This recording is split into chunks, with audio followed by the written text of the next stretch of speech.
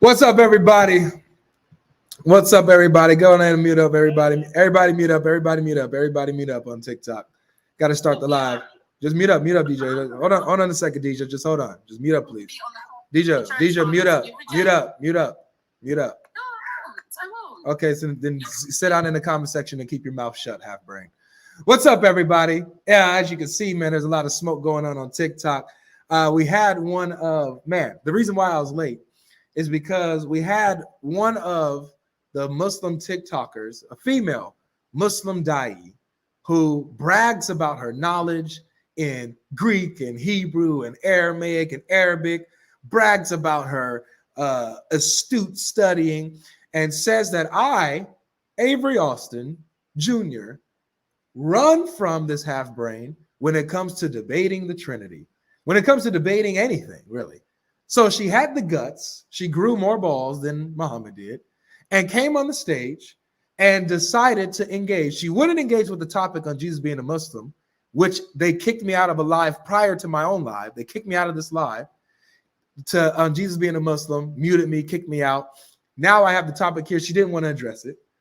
And so I invite her up. She didn't want to address. She wanted to talk about the Trinity. We're talking about the Trinity. And talking about the Trinity, she is now here afraid to engage with the arguments, even on the Trinity that she says we're running from. Sorry I'm late, guys. Was just having a little bit of fun there. Sorry about that. But let's go ahead and get into this one. We got my friend Jai and DLC here in the house. Jai Apologetics. What's going on, bro? You there, man? Hey, what's up, man? We're so excited. We want to come and join what you're doing. Man, you know what? I need to just share. Share the link. But I'm afraid that the connection might not be as best. But my goodness, today this chick is hilarious. She said when I showed her, I said, "Is the Trinity scriptural?" She says, "No, it's not." I said, "Okay. Does the Bible teach that there's one God?" She says, "Yes." I said, "Does the Bible teach that the Father is God?" She says, "Yes." "Does the Bible teach that the Son is God?" She says, No. Oh. I gave her Titus 2:13, where it says that we wait for the glory of the appearance of our great God and Savior Jesus Christ. I said, "Does this verse say that Jesus is God?" She says, "No." John, can you not laugh? I need you to relax. I mean, you understand why they have they go and marry a second and third and fourth, so they don't keep getting lips from these people. That's why. I mean, you can't be mad at them. I told her, like, it's okay. I'm not upset. We're gonna have a good time here. We're gonna have a good time. We're even gonna have a chance to speak, right? You're gonna have a chance to speak. So then she goes. I said, "Wait. So who is the great God and Savior according to this verse? Is it not Jesus Christ?" She then goes on to say that the letter to Titus is a forgery. Oh. I say, okay, can you show me any church father that says that that Paul's letter to Titus is a forgery? She says, "Which church father do you want? Which church father do you hold to?" I said, "Bring me one, any of them, any church father that says that this is a forgery." She says, she pauses for a second and says, No. Come on, Avery. Which church father? Which church father? I said, any church father. Habibti, anyone, half brain. I just don't understand the confusion here. So sorry, guys, for the late start. We was having a great time. I was having a fun time with Deja, just showing how much of a joke she is, how much of a clown she is. And by the way, you're welcome anytime, Deja. I mean, we're live on YouTube. You could come and tell us how there's not any you speak Arabic, you say, you know the languages. You can come on YouTube and tell us how there's only one Quran, there's no variants, or how these variants are inconsequential. Come up and show us how this is the case. You know the language. You're more than welcome, all right? Everybody that's watching on TikTok, come on YouTube. Watch on YouTube because I can't connect it because I'm not home, so I don't have my usual devices. Say hello to Jaya and DOC. Yeah, say hello. Hey, guys, by the way, along with you, God Logic, I got introduced to them. And to them and Rob Christian, all right? So these guys are just such great source of everything. And Jai has this, talk about you being nice. This guy, even in the other arguments that I hear on ex-Muslims debates or whatever I have on my subscription out there, I hear him. nicest guy. Both of them, such wonderful couple. If everybody, by the way, if you haven't signed up for their subscription, and if you're truly interested in learning, right, not about scoring points, right, who debates with whom and all that stuff. If you really want to learn, Jai and DOC are brilliant on that stuff. And they're Arabic speakers. I'm telling you, I've got notebooks. Start with chapter. Jai said this, and Jai and DOC said that, right? And I was so lucky that God Logic sat down and did this. The kindest people, the kindest souls. I mean, guys, go subscribe to their channel. If you're not coming here just for scoring points, some people come here and say, let's see God Logic, like, whatever, win debates or whatever you want to call it, against Muslims or whatever.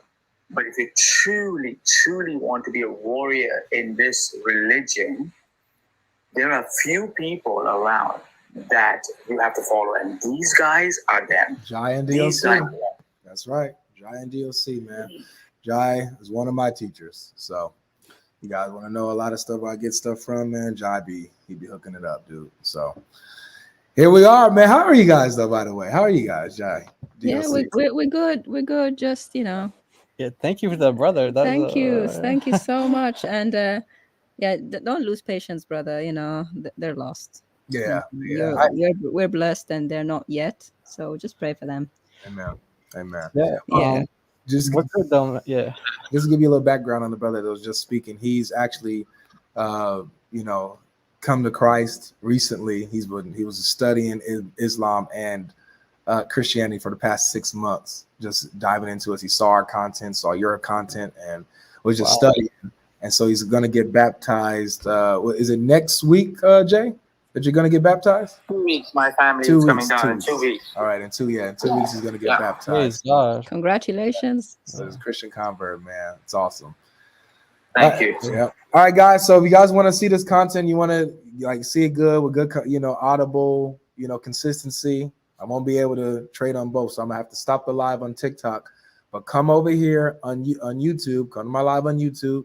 We're about to go through some Quranic variants, some textual variants in the Quran that contradict each other, that show errors in the Quran, stuff that they cannot make excuses for. And if you are a Muslim and you believe that there's only one Quran, no mistakes, no errors, you are welcome to join the conversation and come and debunk Jai and DOC. Please come refute them. I've been waiting for you guys to do that for a long time. So come do it. All right. But I got to shut this down on TikTok. Me, Logic. Cheers. Bye. Take care, my brother. I love you guys. I'll be starting up the live later on too, by the way. So, but yeah, come on YouTube. You guys want to learn this stuff? I'm shutting this down. Come over to God Logic Apologetics on YouTube, where we're about to be breaking some of this stuff down, and we're inviting Muslims to come on up and engage. All right. So anyway, Jai, go ahead, man. I've been talking too much. All right, man. Well, God bless you, bro. It's been a while since we've been with you on here. Man, it's good to be with you. We're happy, always love doing ministry with you, serving the Lord with you. He left the UK just at the right time. As soon as he left, things went wrong. Yeah, man. As soon as you left, bro. I kind of feel like that's when I should be in the UK. I missed the action. Yeah, it's some kind of action that, I mean, you wouldn't mind missing it. It's kind of crazy on both sides, but yeah, it's like that. Dang. So, but I mean, I heard a rumor. I don't know. You have to confirm it to us. Mm-hmm. I heard that you had some really good lemon chicken and rice when you were in London. Is that true? I don't know, man. I mean, that's what I heard. I heard that. Yeah, some top-notch cooking. Let me just tell you this, Jai. Let me just tell you this, just to answer your question straight away. I won't waffle. Let me just. I won't waffle. I was hosted by two kind guests. And when I tell you that they actually hooked it up, man. The rice, the chicken, and just the vibe, the energy, the connection. It was just a great time. That's what I'll say. That's all. That's all I'll say. But yeah, Yeah, good. man. Yeah, That was amazing. that Yeah. was really nice. A really good time. Come back. Come Yeah. back one day. Yeah, I'll be back before the year is out for sure. I'll be back before All the year is out. right. Yeah, we got some more So- dawah to do. Yeah, we had an amazing time with God Logic and some other special people. I'm not sure if we're gonna, Oh, okay. Yeah. We got some. Oh, look at this. We got a super Yeah, chat. people know that I never cooked it. Oh, we have people in the chat. They never. They know that. They know what's up. Yeah, my hands are right here, man. I ain't saying nothing. Yeah, man, we really enjoyed that. It was great, and we can't wait to see you guys all again. Yeah, so this topic today is going to, as far as I know, I mean, we presented it with David Wood, but as far as I know, it's a new argument. If anyone's heard it before, let us know. I'd love to see what they say about it. But just based on some of the research that we've been doing and some of the study we've been doing, we came across some information in Islam that we found, wow, we can create a new argument out of this. And so that's why we're like, we went with our brother God Logic. We're like, let's go present this new argument and see how it works in the battlefield. So that's what we're gonna do today. All right, for sure. Somebody came to the Lord Jesus. Oh yes. Oh yeah, that was on TikTok. Yes, yesterday with Rob Christian. We were the day before yesterday. Or was it yesterday? I can't we were with remember. Amin and Rob Christian. We were with Amin and Rob Christian, and someone heard some of these arguments, and they were like, "Oh, they're like, yeah, I mean, he's told. That's what he said. He said he can't stay in Islam anymore after he heard that." Yeah. Wow. Are you serious? So wait, That's what did he he saw your video on this? He heard us talking about it with Amin and Rob Christian on TikTok the other day, and he said, he's looking into Christianity. He's trying to see where he can, how to become a Christian. Yeah. So praise God. Wow, that's amazing, man. Glory to God. It's the changes that are happening in 2024, guys, and we're just barely past the halfway mark. But man, people have been coming to Christ like crazy this year, man. Praise Through God. through TikTok, through YouTube, whatever. But man, the reach of the message has been incredible. So glory to God, man. That's amazing. Amen. That is amazing. Yeah, man. So that's God. All glory to God. So we are just happy to serve with our brother Avery. So let's let me share the screen and let us know if you can see it. Okay. All right. So this is just to kind of let you know this there's like a lengthy version and there's like a short version, but I kind of wanted to do it somewhat in the middle because I feel like I could just get right to the argument, but then I also want to give people foundation. So if people really take this information in, screenshot, take notes, get this information down, and then you use this on Muslims, I think it will be very effective. So we thought some foundational work is necessary before we get to the actual argument. Yeah. So it might take a little bit to unpack, but let us know what you think. All right. Well, you got the screen. So class is in session, man. Let's get it. I just put the link. So Muslims, you guys listening to this, you're welcome to come on up and challenge the claims here, especially if you know Arabic. All right. So come up, challenge the claims. The link is pinned in the comment section. So come on through. Also, by the way, guys, make sure you subscribe to Giant DLC. Their channel name is in the title of the video. Okay, it's in the title of the video. So all you gotta do is click it and subscribe to their channel. All right. Oh, we got Amin just joined us. Oh. Got Amin in here. Okay. All right. There he is. What's up, Amin? Can't hear you, dude. All right, whatever. Go ahead, Jai. All right. So maybe for those of you guys who don't know, one of the topics that we really like to focus on is this topic of quote unquote perfect preservation of the Quran. And within that, there's so many different areas you can tackle. And if you just learn like just one argument about preservation, you can really poke holes in what every Muslim believes about how the Quran has come to them from Muhammad till today, how it's been quote unquote preserved. And this is one of those arguments that I want to try to popularize. And so we have it here titled the ahruf, which we're going to get into. What are the ahruf? And then the qira'at, which are the modern different versions of the Quran that we see today. Problem faced by modern Muslims. And I specified by modern Muslims because we see that the earlier classical Muslims actually had very different views on the variants that the Quran that exists within the Qurans. Sometimes they didn't have a problem saying there's an error here or this is a mistake there. And like I said, that's what that gentleman heard the other day, and that got him to leave Islam. And he started to say, yeah, I mean, that's it. I can't be a Muslim anymore. And now he's searching how to become a Christian. So praise God. So yeah, so this is it here. Now it starts out with this hadith here. But I want to stress something that I think is really, really, really important. So whenever Muslims talk about the Quran, this story has to be kind of in the back of our mind. So we're just going to read this real quick. Let me just see if I can change the screen real quick so I can. Okay, there we go. Yeah. All right, now we can see it. Good. Yeah, so it says, narrated Umar ibn al-Khattab. He said, I heard Hisham ibn Hakim reciting Surah Al-Furqan during the lifetime of Allah's Messenger. I listened to his recitation and noticed that he was reciting in a way that Allah's Messenger had not taught me. I was about to jump over him while he was still in prayer, but I waited patiently, and when he finished his prayer, I put my sheet around his neck and pulled him and said, who has taught you this surah which I have heard you reciting? Hisham said, Allah's Messenger taught it to me. I said, you're telling a lie, for he taught it to me a different way from the way you have recited it. Then I started dragging him to Allah's Messenger, and said to the Prophet, I have heard this man reciting Surah Al-Furqan in a way that you have not taught me. The Prophet said, O Omar, release him. Recite, O Hisham. Hisham recited in the way I heard him reciting. Allah's Messenger said, it was revealed like this. Then Allah's Messenger said, recite, O Omar.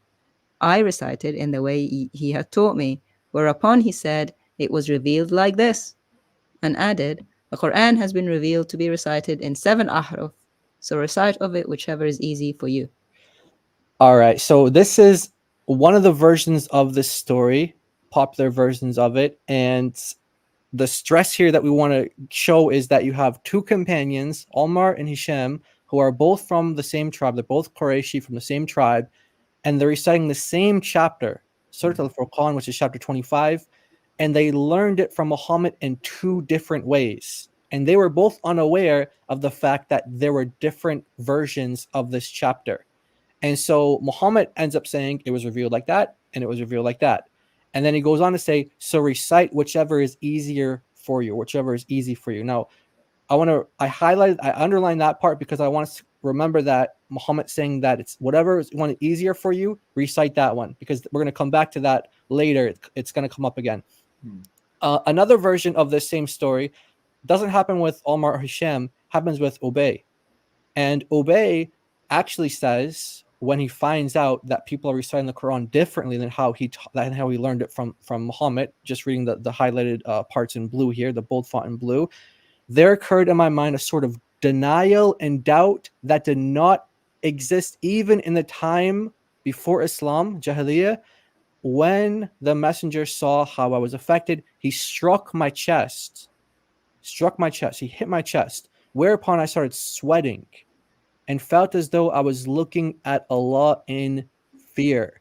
And again, he says that this is something that was made to make it easy on the Muslims. So it caused multiple companions to doubt, to have confusion, and they were fighting each other, saying, what are you doing reciting it like this? Muhammad taught it to me like this. And then they go to Muhammad and he just confuses them all. And he says, actually, it was revealed in all of these ways. It was actually revealed in 7 modes or 7 ahruf. Okay. Yeah. By the way, guys, I am here. Jabril got me earlier. He kept saying Iqra, and I just kept saying Ma ana baqara.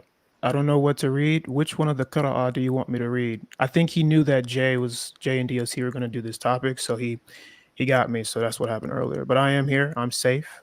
So you guys can continue. Go ahead. All right, God bless. Welcome, brother. God bless you, brother. All right. So this is a really important take-home point here. that the Quran only exists via these ahruf, by way of these ahruf, whatever those things are. No one can tell us what ahruf means, but we know there's 7 of them, and that the Quran only exists through them, whatever they are. All right, that's a really important point.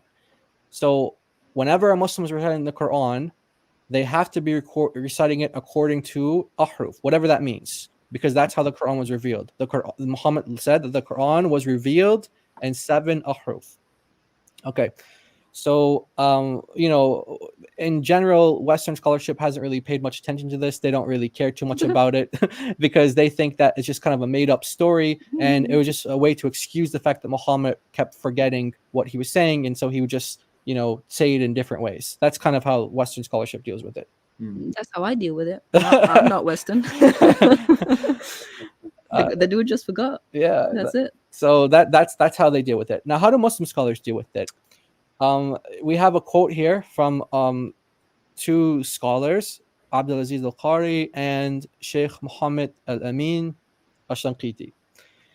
And he was studying this hadith that we just read. He says for more than 10 years he's been studying this hadith, and he doesn't know the meaning of it. So he went to the teacher of the teachers, Ash-Shanqiti, and he asked him, what is the conclusion you reached about this hadith, about the 7 ahruf? And he says, the conclusion that I've reached is that I do not know what it means. So he's like, my conclusion is I don't have a conclusion. I don't know what it means. I have no idea. Muslims have no idea what it means that the Quran is revealed in 7 ahruf. No idea. Yeah, I mean, Muhammad just said it to them and just moved on. And up to now, they don't know what it is. So it seems to be little point that he told them this word or this term and then just left them in the dark, especially if it's about the word of Allah, the Quran. So that's a big problem. Huge problem. Because you need to know what that is to be able to study the Quran. Yeah. Okay. Now here's another quote here from Islam Q&A, a popular Muslim website. They say that there's nearly 40 different opinions concerning this matter. So Muslims have no idea what ahruf means. They have absolutely no clue what ahruf means. All they know is the Quran was revealed in 7 of those, whatever those are. Okay. So now we're going to put ahruf to the side for a second, and we're going to look at another important word. So one of the important words is ahruf, because the Quran was revealed in 7 ahruf. And now the other word is qira'at, which means the readings. All right. So we're going to go now to the 10th century. And the 10th century, there's this guy called Ibn Mujahid. Ibn Mujahid, he imposed certain readings on the Muslim community because he had connections with the government, with people in power, with people in charge. And there's a famous case between him and a guy called Ibn Shanabuth. And Ibn Shanabuth said that he had the Quran of Ibn Mas'ud. He had the Quran of Ubay. But because those went against what Ibn Mujahid said was the valid or canonical Quran, he had him they took him to court. He was flogged. He was forced to recant of his position, repent, and he made a promise that he would adhere to the readings, the codices that Ibn Mujahid set out. So this guy really forced these readings onto the Muslim community. Yeah. Just note that 10th century is AD, so this is 300 years, around 300 to 400 years after Muhammad. Yes. And Ibn Mas'ud and Ubay, for people who don't know, are contemporaries of Muhammad, people that he said to get the Quran from. So Ibn Shanabuth said, I have it from them. And he was still persecuted by Ibn Mujahid because of political power and influence. Correct? Correct. Okay, now he ended up picking 7 readings. 7 readings. Nobody knows why he picked 7. Like, you can seriously go to any. I'm not being like biased when I say that. I'm not just saying that because like I'm a Christian who tries to evangelize to Muslims. So I'm not just saying. I don't have a bias when I say that. You can literally go to any Muslim scholarship. They have no idea why he chose 7 readings. Well, in his time, his contemporary Mekki al-Qaisi said that there were more than 70 that were of higher rank and more virtuous than the 7 that he chose. Some people had mentioned in their books that there were more than 70 readers, 70 different versions of the Quran. So think about this. Like you here you are like 300 years into this religion, and there's more than 70 versions of it going around. More than 70. Hold on. Yeah. This is such logic. Maybe the definition of Ahruf is in the Injil. Oh, That's too It may good. well be, actually. Oh my That's hilarious. too The word good. of Satan, maybe somewhere in it. It talks about it somewhere. Oh man. All right, sorry about that. I just had to read that one out. It's hilarious. Yeah. So there were more than 70 readings going around. So he chose 7, and these are the 7 that he chose here. Okay. All right. So these are the 7, and each of these 7 have multiple students. So you get the Quran from their students. So why did he choose those 7? Nobody knows why he chose those 7, but those are the 7 that Muslims today consider to be canonical. And so, what does it mean to be canonical? Wait, before you do that, go back to that list. So people will get confused with Ibn Kathir there. Yeah, can you explain that, if he's the same person or not? Right. Yeah. So this is a different so in Islam there's like a lot of people have like the same names. Like even Ibn Mujahid, his name is actually Abu Bakr. But it's not the companion Abu Bakr. So a lot of people share like the same names. So yes, Ibn Kathir al-Qari, the reader, he lived like 120 years in the Muslim calendar, or in the 8th century, whereas Ibn Kathir, the commentator, was living maybe 10th century. I'm just checking. Okay. Sure. Yeah. So we'll just double check. 14th century basically. Yeah, 14th century, which is 10th century Muslim calendar. Muslim time, which starts Muslim time. Muslim time comes from when Muhammad started. By the way, guys, I actually know why they chose 7 canonical readings. Why? Oh, you solved the mystery?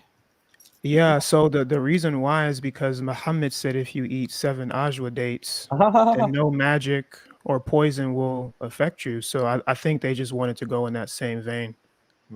I mean, I don't know. I mean, it seems logical, right? So it makes sense. A lot of makes sense. 7, Yeah. 7. Yeah, that's also probably in the Injil as well. Yeah, it probably explains it. So Ibn Kathir, the reader, different than Ibn Kathir, the commentator. But yeah, a lot of Muslims don't know any of these readers. All these names that we have on the screen right here, you guys who are watching this right now, if you just learn these names, I guarantee you 99% of the Muslims won't know what these names are. Now, we're going to get to someone called Hafs that some Muslims will know who that is, but most Muslims don't know where did Hafs get his reading from. Okay, and he got it from this reader here, the first one on the screen, called from Kufa. Awesome. He lived in the 8th century. Okay. Yeah, so I just checked it. So Ibn Kathir, the commentator, he lived 700 years after Muhammad. And Ibn Kathir, the one on this list, he died 120 years after Muhammad. Yeah. Okay. So that's these are the readers that he chose, the 7 readers that he chose, and like I said, each of these have different students. Now, remember how I said earlier that the Quran only exists through the ahruf? Yep. It's also true to say that the Quran only exists through the qira'at, through the readings. Now, what do I mean by that? So if we take a Quranic manuscript here, which by the way, any Arab Muslims who come to the stream, if I show them this first text here on the top, they'll never be able to read what this says. This is something that's completely unintelligible to anyone who is only trained in like today's Arabic. You need to have like special training to read that script above. I mean, we can make out some letters. There are some letters and some words here and there, but they won't be able to tell us what that says on the top text. So to make it intelligible, on the bottom here, this is what's called the Uthmanic text. You might hear it called the Rasam. You might hear it called the skeletal continental text. And so this bottom text here, like, so you have the screenshot on the top and then the bottom text on the very bottom of the screen. Let me see. My mouse isn't actually showing up, but anyway, that text right there can also be confusing to read. You can actually vocalize it in different ways. So what is a canonical reading? Well, let me just fill in this text and we're going to show you how you can read this text right here. So this is Quran chapter 2, verse 2, or chapter 2, verse 1 in some Qurans, because they number them differently. Yeah. So this is one way you can read it. Yeah, ذلك الكباب لا زيت فيه. This kebab has no oil in it. This kebab has no oil in it. You can actually read the Quran like this. Whereas if you put the dots a different way, it says ذلك الكتاب لا ريب فيه. That book has no doubt in it. Okay, so this is the canonical. So wow, are you serious? yeah. So you can anyone could just pull up this manuscript here, and you can just take that text, that base text, the consonantal text on its own. And you have to add in these dots. So if you're looking at this text here, so Arabic is read from right to left. So if you look at the first Arabic text here underneath the Ottomanic text, you're going to see right below it on the very right hand side, reading from right to left. You see that there's a little dot above the first letter from the first to second one. You see that, Avery? How there's a little dot above there? Yeah. And then on the second word, you have like 2 dots below. Yeah. They add 2 dots below. Okay. Third word stays the same. Fourth word, you have a dot on top, 2 dots on the bottom, 1 dot on top. So what I'm saying is you have to add in these consonants. You have to add in these consonantal markers or these dots in order to say, okay, this is the letter T or this is the letter Z or whatever. So you add in the dots to fill in the letters. Yes. Yeah. So in other words, if you're just reading this by itself, you can't do this without a reading qira'ah. You can't do it without that. So because this doesn't count as the Quran. This right here doesn't. If you read it like this, although it's consistent with the text in the manuscript, it's not the Quran. Yeah, we just messed around with the dots to see if we can get something else, and we did. Yeah. So in order to make it the Quran, it has to go according to one of the readings. So that's why I say that the Quran only exists through these readings. By the way, we're not the first people to have done this. Someone also did the oil thing. Yeah. Oil. The word for oil is zayt. Yeah. He made a mistake, and his name is Az-Zayyat. Yeah, Hamza Az-Zayyat. Hamza Az-Zayyat. People hounded him with that mistake. They called him the oil man. Yeah. Az-Zayyat. And that was real. The oil man. It wasn't just us. if you see the second name on the bottom, second to the bottom, Hamza, that's him. So his Quran got corrected, but he used to read it like that. And then the story goes, he was told, well, this is why you need a teacher, da da da da. But Hamza gained that nickname Azayat, because he made that oil mistake. Because he made oil instead of doubt. Yeah. So instead of that kebab has no oil in it, the Quran through the canonical reading says that book has no doubt in it. Right. So the Arabic text, you can fill in the dots however you want to, but the only way you're going to get the Quran is through these readings. Okay. Yeah. So these are the readings again, the 7 here. Okay. And now you might ask the question, like Amin was saying, you have the 7 dates. Okay. You have a hadith about 7 ahruf, right? So are these 7 qira'at, the 7 readings that we have, are they the ahruf? No, they're not. And so the answer is no. Because no one knows what the ahruf are. And so this is from Al-Itqan, Jalaluddin Suyuti's book, paraphrasing what he's saying here. He says, some people confuse the 7 readings that Ibn Mujahid chose, the 7 qira'at, with the 7 ahruf. But this contradicts the consensus of the scholars, and only the unlearned, ignorant people think that. Farid. Wow. Yeah. So does Farid say that they're the same thing? I heard him say something similar. He doesn't know. He doesn't know it anything. either. He doesn't know either. None of the Muslims know though. None of the Muslims know. And so there's what the scholars all agree on is that the 7 readings are not the 7 ahruf though. So then you come a bit later. This is a little bit more technical, but these are all the Muslim readings that they have today. So the first 7 on the top. Okay, you have the readers, the first 7 readers, and then you have they have 2 students. They limit it to 2 students each. You have the 2 students each. So you're going to see Hafs on the screen there, near like the middle. And then in the 15th century, that was in the 10th century. In the 15th century, someone called Ibn al-Jazari came and added 3 more readings. Yeah. Each reading has 2 students, 2 transmitters. All right. Wow.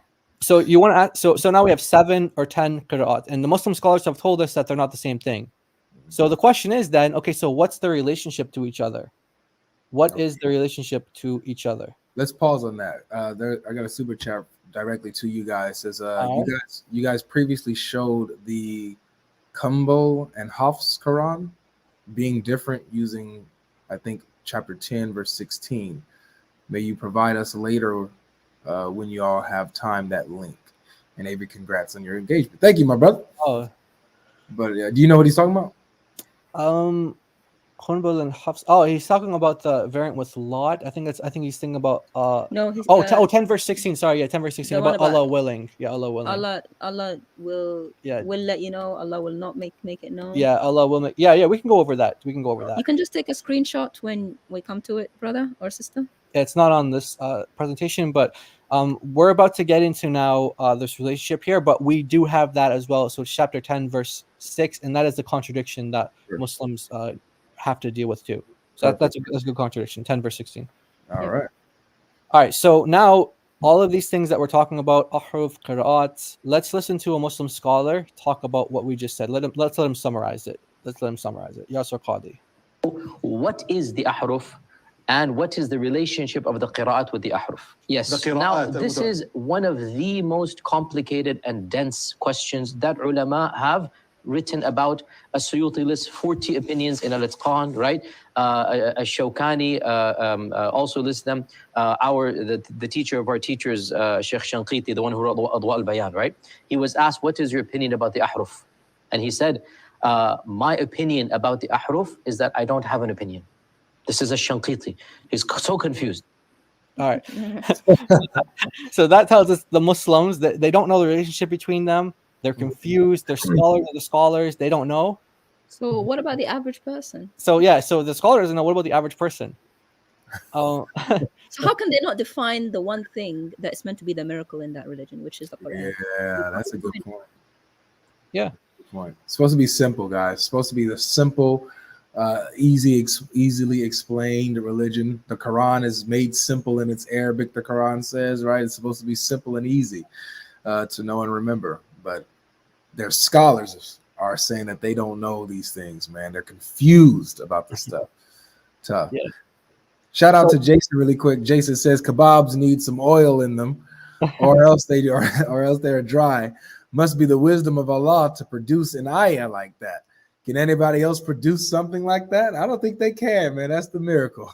Actually, yeah, we're the one who produced it with the dots. We got new messengers of Allah, man. We got new prophets here. That's tough. All right, go ahead. I go ahead and continue, man. Thanks for the super chat, Jason. And man. So how do we have Muslims waiting? Because we got somebody named Pahar. Okay. Just one? Yeah, just one. Okay, let me ask you this then, because like I said, this can go a long way or we can go kind of different lengths, but I can go through the relationship between ahruf and qira'at as the Muslim scholars say it. We can do that, or we can just go right to the argument and see what the Muslim has to say. Oh wow! I would like to see the relationship between them. Okay. I would like to see that because just for my education. Oh man, that's cool. I like you, man. I like you. Right. Yeah. Actually, there's going to be stuff here too that is we can use as well. But all right, cool. I just wanted to ask. So this is Muslim scholarship on the relationship between ahruf and the readings. Okay. Now I put in like a note here that is difficult to answer when you have no idea what the ahruf are. Like, how can I say what the relationship is if I don't know what one of them is? Right. Right. So yeah, go. Okay.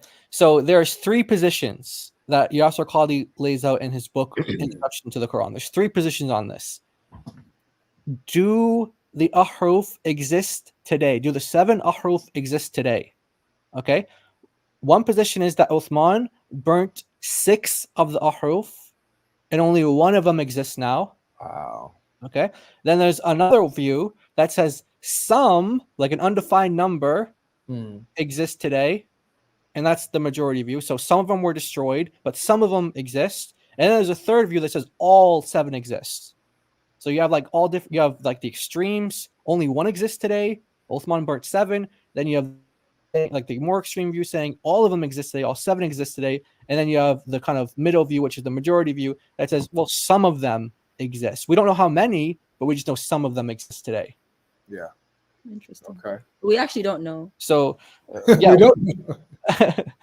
And so here we go. Here's the view that 6 of the 7 were destroyed by Uthman. Okay. So they argue that only one harf, that's the singular of ahruf, only one mode or ahruf exists today. That's what they argue. So Yasser Qadi asked the question, okay, so if that's the case, only one of the huruf exists, then where do the differences in the different versions of the Quran, like chapter 10 verse 16, like the super chat or the chat was asking, like you have one Quran says this, one Quran says that.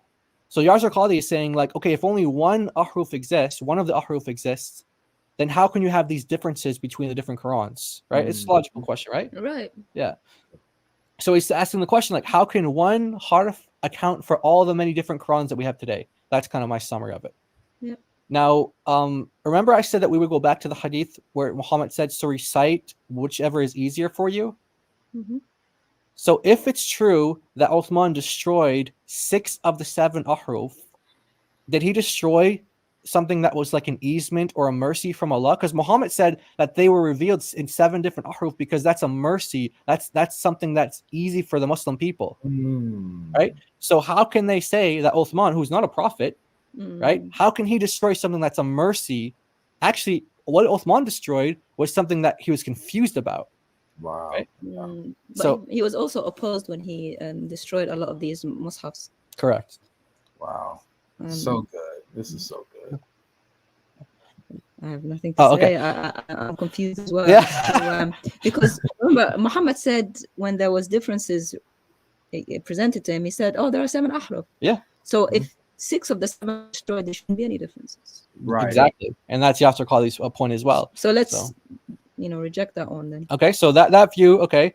All right. Now let's go to the other view, the other extreme view. So that view says only one exists. This view says all exist. Okay. All ahruf exists. So this group of scholars argues that it's impossible that you'd have companions who would destroy anything that was taught from Muhammad in terms of ahruf. They're like, no way. If they learned the 7 ahruf from Muhammad, there's no way they would destroy it. So they just took that as an impossible position, and they said all of them exist today because they would never destroy something that Muhammad taught and said was the Quran. Cue them destroying it. Okay. So Yasser Qadi asks this question. He says, he says, how is it that we have documented readings of the companions which differ from, remember we talked about the 7 readings and the 10 readings? Yeah. Well, we have readings from the companions that differ from those 10. So this view says that the companions were reading something that were other than the ahruf. So he's like, how can that be? And so what does he mean by that? We're going to go to some examples. So in the Quran that we have today, chapter 24, verse 33, you go to like the majority, all readings of the Quran. They're going to read today, like the canonical versions of the Quran. They're going to read today that, and do not compel your slave girls to prostitution if they desire chastity, to seek the temporary interest of worldly life. And if someone should compel them, then indeed Allah is after their compulsion, forgiving and merciful. Yeah. So there's something here like so AKA this is the prostitution verse, basically saying that if you compel your girls to prostitute themselves, Allah will be merciful. Now in the Hafs here it doesn't say merciful to who, it just says merciful. Ibn Mas'ud's Quran, it says lahunna, which means to them, meaning to the female plural, which says who he'll be forgiving to. So here it says forgiving to the girls that were prostituted, but that's not in any of the canonical readings today. So the Quran that we have, like the Qurans that we have today, chapter 24, verse 33, all of the 10 readings of the Quran that we have today, and all their students, the 20 students, they all read this way, that if you force slave girls into prostitution, don't compel them to do that if they desire chastity. It doesn't tell us what to do if they don't desire chastity, but anyway, that's another topic. So it says that Allah is going to be merciful and be forgiving. But the question is, who's he forgiving to? Is he forgiving to the girls that were forced into sex slavery, into prostitution, or is he forgiving to like the human traffickers? It doesn't tell us. Right. But Ibn Mas'ud's Quran does tell us. It says that the forgiveness and mercy is to the females that are being prostituted. But that's not any of the readings today. So Yasser Qadi's point is that the people who say that all of the ahruf exist today in the 10 readings of the Quran, there's 7 or 10 readings, he's saying that they have to account for the fact that Ibn Masud read something completely different from the 10 that we have today. Where did he get this Quran from if it wasn't from Muhammad or wasn't from the ahruf? Yeah, so they either lost some or didn't include all in the ones that they have today. And we have another example here. And these Muslims can come and answer for this as well, because these are very pressing questions. So here's another one here, chapter 48, verse 9. Yeah, it says that you may believe in Allah and His Messenger, support Him, honor Him, and glorify Him morning and evening. So this is a very problematic verse because Yes. it seems to be human to begin with. Support Him, obviously support is for the Messenger. Honor could be for both, but maybe for Allah. But the hymn stays the same. But then other companions say they add the word Allah to glorify. So support Him, they're good with, honor Him, okay, and then they glorify Allah. They add the word Allah to avoid the shirk that is in the hafs. Wow. Yep. And so that's included in any of the things that we today. So Yasser Qadi is going to ask the question: where did these companions get this reading from? They glorify Allah if it's not from the ahruf. So he's saying, hey guys, if you say that all of the ahruf exist in the 10 readings that we have, like spread across them, let's say, well, where did the companions get this from? Well, they must have had the original ahruf or whatever, but that was lost in the 10 canonical readings now that we have. So it can't be that the 7 ahruf are in them, or yeah. So the grammar in this verse, as it's in the Hafs and all the other readings, glory that goes back to Muhammad, and that's very problematic. So other companions read it differently. They said no, the glory goes to Allah, so they added in the word Allah and changed the verb a little bit. Yeah. Okay, so Yasser Qadi, he's arguing that the companions must have been reading from ahruf which are not preserved today. So he's saying, like, look, we have this preservation card, okay, and we need to you can't keep using it for all these different things. We need to save it for something really special. So he's saying, like, the only way we can argue for preservation is if we argue that all the ahruf weren't preserved. Funny enough. So he's arguing that some of the ahruf actually weren't preserved, and that's why we have differences in the Qurans we have today, and that's why the companions have different Qurans than we have today too. So they need to kind of use this excuse to understand and explain all the differences between Qurans today and companion Qurans. And that's why he couldn't put on a blank mushaf everything that Allah said, because they can't define it. They don't know everything that Allah has said, but they know that they have some of it. Some of it. Wow. So that takes us to the majority view that some ahruf exist. Okay, so they argue that across the 10 canonical readings, that you have portions or some of the 7 ahruf. Okay, so they're not identical. Like, you can't say, this ahruf is. You can't say like hafs is an ahruf. You can't say that. But they argue, well, some ahruf is in hafs and some is in qalud, some is in blah blah blah. Like, blah, it's been sprinkled, like salt sprinkled everywhere in the food. Yes. It's not in one Quran or another. Yeah, and exactly. And so they argue that not all 7 of them, but only the ones that could fit the Uthmanic scripts. Like, remember earlier how I showed you can read the Uthmanic script in different ways? Well, same thing with the ahruf. He's saying you need to get it to fit the script and to accommodate, that alphabet or that, consonantal text. Wow. And that's by big scholars like Suyuti, Ibn al-Jazri, and Ibn Hajj. Yeah. Okay. So now now that was all kind of a lead up to this. Okay, that was all a lead up to this. Okay. So we don't know barely anything about the ahruf, but we do have a statement from one of the successors of the companions. And now this, if people like were getting bored or things like they were like, okay, this is the part where really want you to pay attention to this now, okay? Because that was all a lead up onto this. Okay, check this out. So one of the disciples of the companions, there's a hadith that has his explanation of this. Hadith. Ibn Abbas reported God's messenger saying, Gabriel taught me to recite in one harf, and when I replied to him and kept asking him to give me more, he did so until it reached 7 ahruf. Okay. And Ibn Shihab which is a tabi'i, a successor, he said he had heard that those 7 ahruf are essentially one, not differing about what is permitted and what is prohibited. Okay, now this is the key of the argument here. Okay, this is the key. So here you have a disciple of the companions. Now he's not just making this up on his own. You can assume he's getting it from a companion, and hopefully the companion didn't just make it up. Hopefully he got it from Muhammad. That's what the Muslim would say. But here you have a disciple of a companion saying that whatever the ahruf are, they do not differ in what's permitted or what's prohibited. Yeah, so you can't have one mode, one harf saying do something and the other one saying don't do it. Right. You can't have one that says halal and the other saying is haram, or one is prohibited and the other one isn't. Exactly. That makes sense? So no difference in commands, no difference in what is permitted and what is forbidden. How will they know? Well, you have to ask him. Yeah. So like, whatever they are, whatever the ahruf are, they can't differ in commandments. Okay, that's the well, key. that makes sense because God can't say adultery is okay in this harf and it's not okay in that one. Right. Otherwise you have to throw away the whole religion.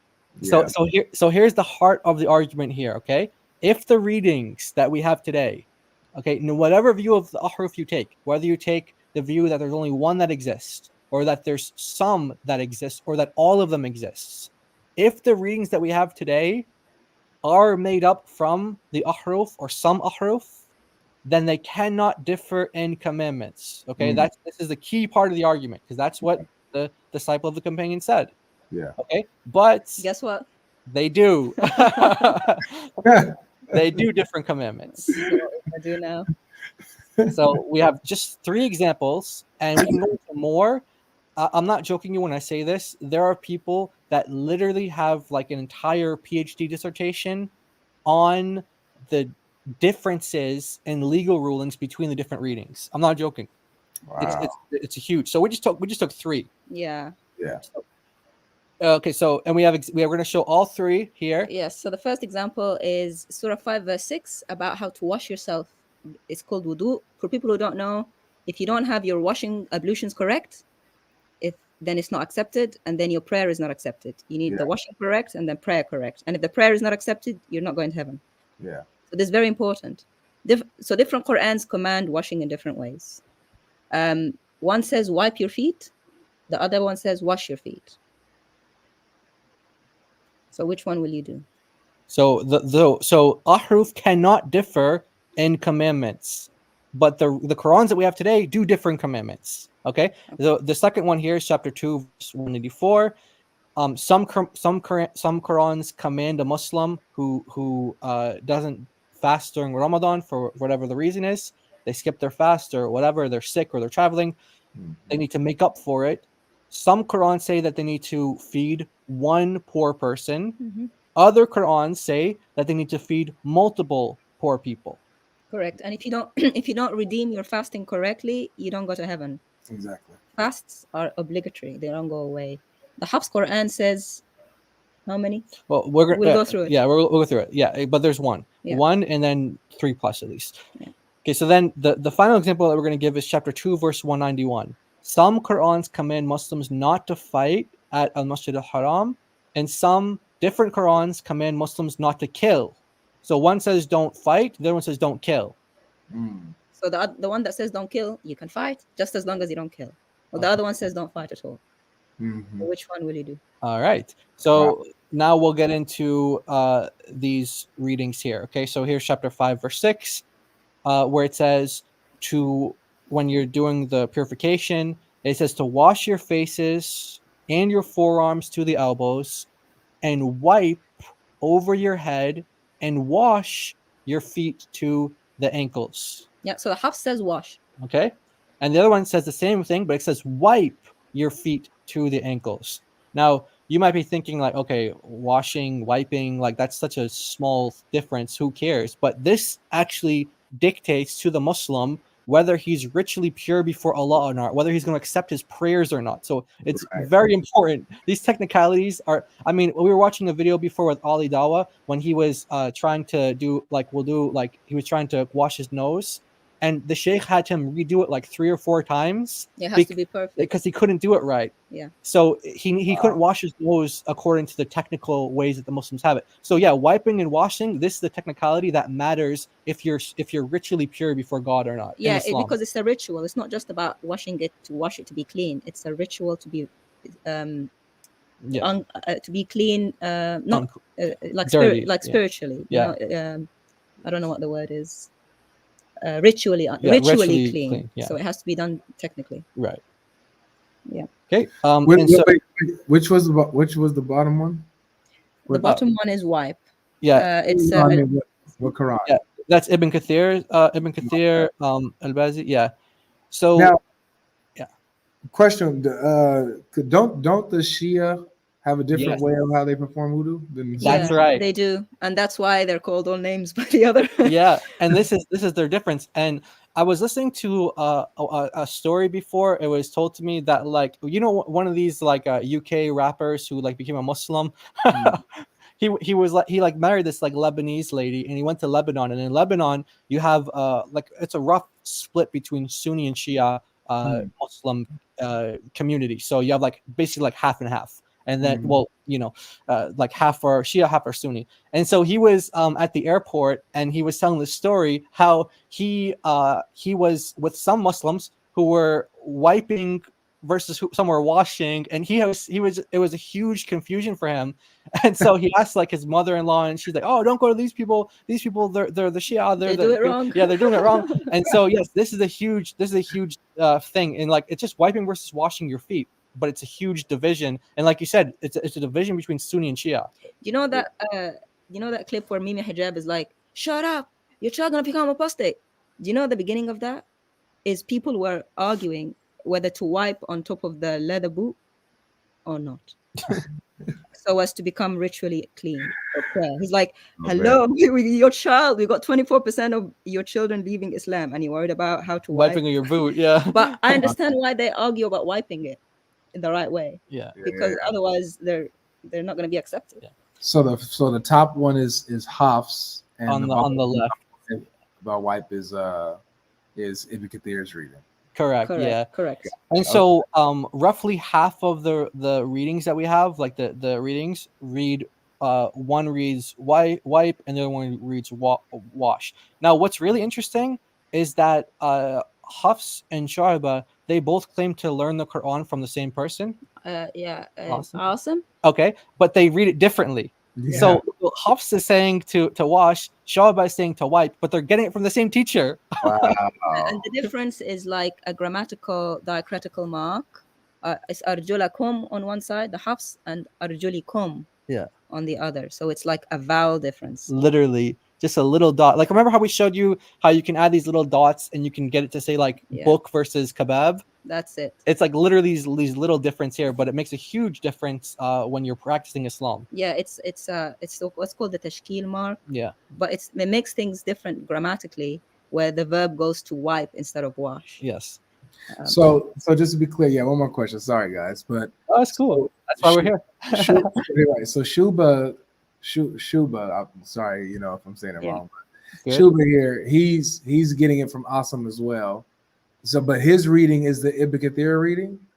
Yeah, like he agrees with that that Ibn Kathir reading, even though he supposedly learned, even though Hafs and him learned it from the same teacher. They say it differently. Wow. So yeah, okay. Hafs says to wash and Shu'ba says to wipe. Do you think that, like, even though this is a difference in command, I forgot you were here. I'm trying not to interrupt, man. I'm listening. I'm taking it in. Me and Jai and DOC did this similar. This is new information, so I'm just listening and taking it in. But we did something similar last week, and I love sitting and listening to you guys. But like one of the things I brought up last time, my stream with you guys was like, do you really think that they even cared about whether or not you were to wipe or to wash or do any of that stuff? Like, was it something that was really that serious to them, or do you think that this is more of just like an innovation within later generations? Because they're clearly different, and they knew it was different. Wait, say that again. The one more time. Yeah, I know that one has like the kasra under the bottom, the other has the fatha, so it changes whether or not it's wash or wipe. But I was saying, like, do you think that they even really cared? Like the early Muslims, do you think that they even cared if it was like washing or wiping, or do you think that they looked at it as the same thing? Then the reason why I'm asking is because from what you showed earlier, you're saying that the Qur'an cannot change in like commands, but clearly they do. Right. So whatever the ahruf are, that's what the Quran is. And we have a student of the companion saying that the ahruf, that which the Quran was revealed in, cannot differ in commands. But yet the Qurans we have today do different commands, right? Exactly. So I would answer your question differently if it weren't a difference about commandments, because that tradition seems to be like, it seems to go back that they can't contradict each other in commandments. So in another place, I might say, okay, well, yeah, they didn't care about having this kind of I would speculate that based on the information, like, because there's so many contradictions in Islamic literature. But I would say, yeah, you can make a good case that Muslims didn't really care about word for word preservation when it came to other things. But when it came to commandments, that should be something that they're consistent on, and they're not. Right. And this is what makes it so sticky, because it's like clearly like you guys contradict each other everywhere, man. Even in what you said, it should not contradict in. So this is damaging for them. Yeah. It's tough. Notice that up to now, there's no talk of anything about dialects. Yeah, these are not dialects. These are look at what this Muslim scholar says here. Look at what this Muslim scholar here says here. He says that this is a grammarian. So if anyone knows about Arabic, whether it's dialects or grammar, whatever else, this guy Abu Ja'far an-Nahas says that the two readings were akin to two separate verses. And he's talking about this difference here. This difference here. This dialect thing is a new invention. Yeah, you don't see any scholar, any ancient scholar, anyone worth his salt talking about dialect. None of the companions ever said dialect. Nobody said it. Okay, so now our next example here. This is about the verse about redemption for your fast, because Muslims don't have a redeemer, they don't have an atonement, so they need to atone for themselves in Islam. And one of the ways that they atone is by feeding poor people, according to some versions of the Quran. Other versions of the Quran say feed a poor person. So let's say that it's Ramadan. Let's say that you're sick or you're traveling, you miss your fast. You go to this verse in the Quran and you ask the question, okay, what do I need to do to redeem myself from this? I missed the fast. Well, if you're reading Hafs, then you're going to feed one poor person, and now your fast is redeemed. You're good. However, if you're reading Warsh, okay, you're reading Warsh or somewhat like half the other readings, they say that you feed poor people. And the way that Arabic works is you have like a singular form of a word, you have a dual form, like 2, and then you have a plural for 3 plus, like 3 to 9. And this is the plural 3 plus. So one Quran is saying you need to feed one poor person, and then you're good, you're redeemed. Another Quran is commanding that you have to feed at least 3 people.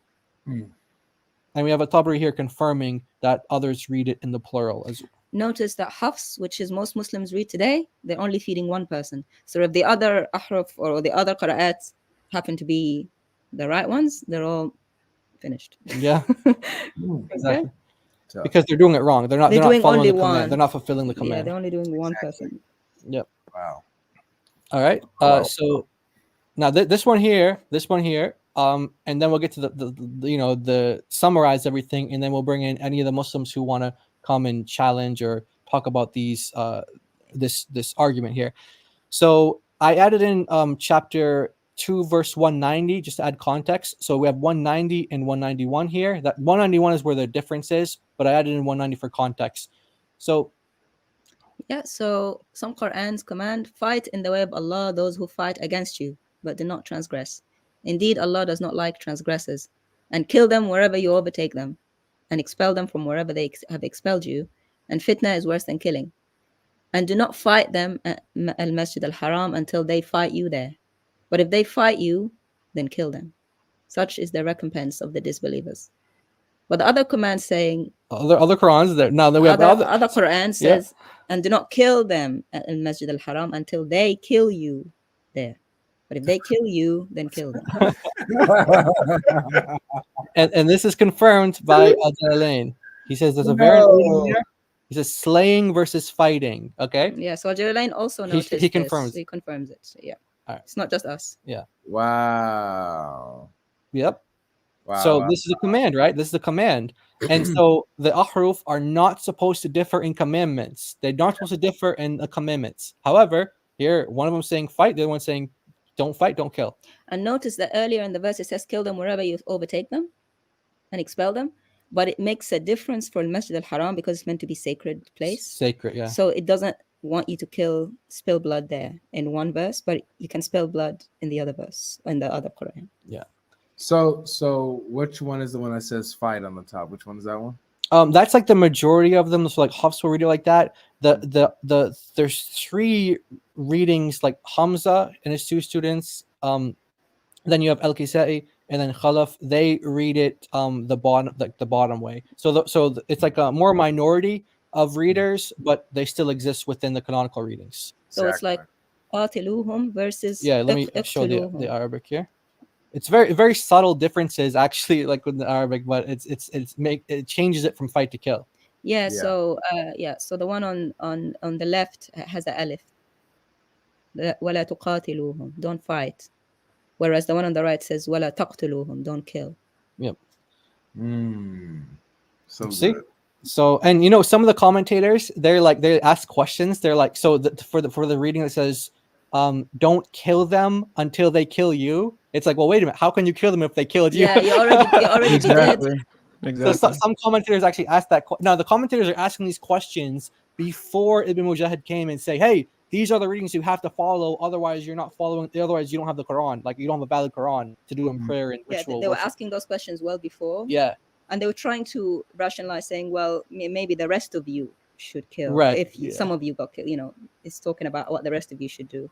They're trying to rationalize. But it's not clear. It's not very clear, no. And it's not clear what you should do, whether you should fight or kill. All right. So, like I said, we have Al-Jalalain who confirms this point. So, yeah, that brings us to, this is like just 3 examples that we have. And so here's like the argument here.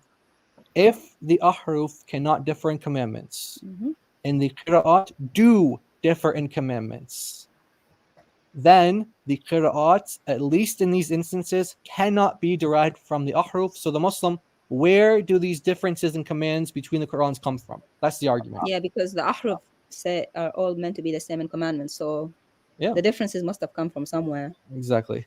Wow. Yes. So that would mean that these aren't ahruf. So what are these? Exactly. So you've come to the same point that all the scholars have come to.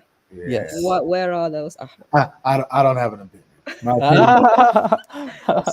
And what's really interesting about this too is that apparently, like what you're saying, that they can't differ in command, then you have to ask the question, because the Muslims will say, well, it's written in, Allah, what is it, Allah Mahfuz, the book in heaven or whatever with Allah. Yeah, so right. Here's the question then. So which one of these is written on that book? How do we know which one it is? I mean, you can't say all of them are written. Yeah, exactly.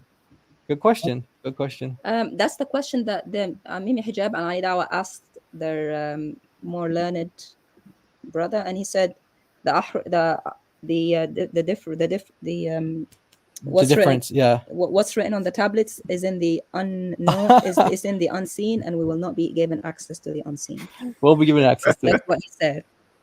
Wow. Maybe you have the clip, Jai. Yeah, I have the clip if you guys want that. It's in another slide, but yeah, that's what they say. That's what the scholar says. Yeah, so where are we now? Where is the Quran and all this? Yeah. Where has it been preserved? Yeah.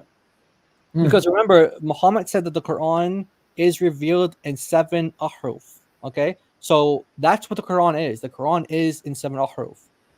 So if the ahruf now can't differ in commandments, but yet the Qurans we have today do differ in commandments, well, where do they come from? Because they can't be coming from the ahruf. But yet the ahruf are the Quran. That was what they're, so so that's And remember it. that Allah promised to preserve the Quran. Yes. And it's 7 ahruf, which is according to Muhammad, exists. Yes. So did he not now fail to have preserved those 7 ahruf? Exactly. You know what? I know where they're getting the ahruf from. I know exactly where they're getting these from. Muslims come up all the times and say that the real Injil is hidden underneath the Vatican. that must be where they're getting the other ahruf from. It must come from underneath the Vatican as well. Everything's underneath the Vatican. Yeah.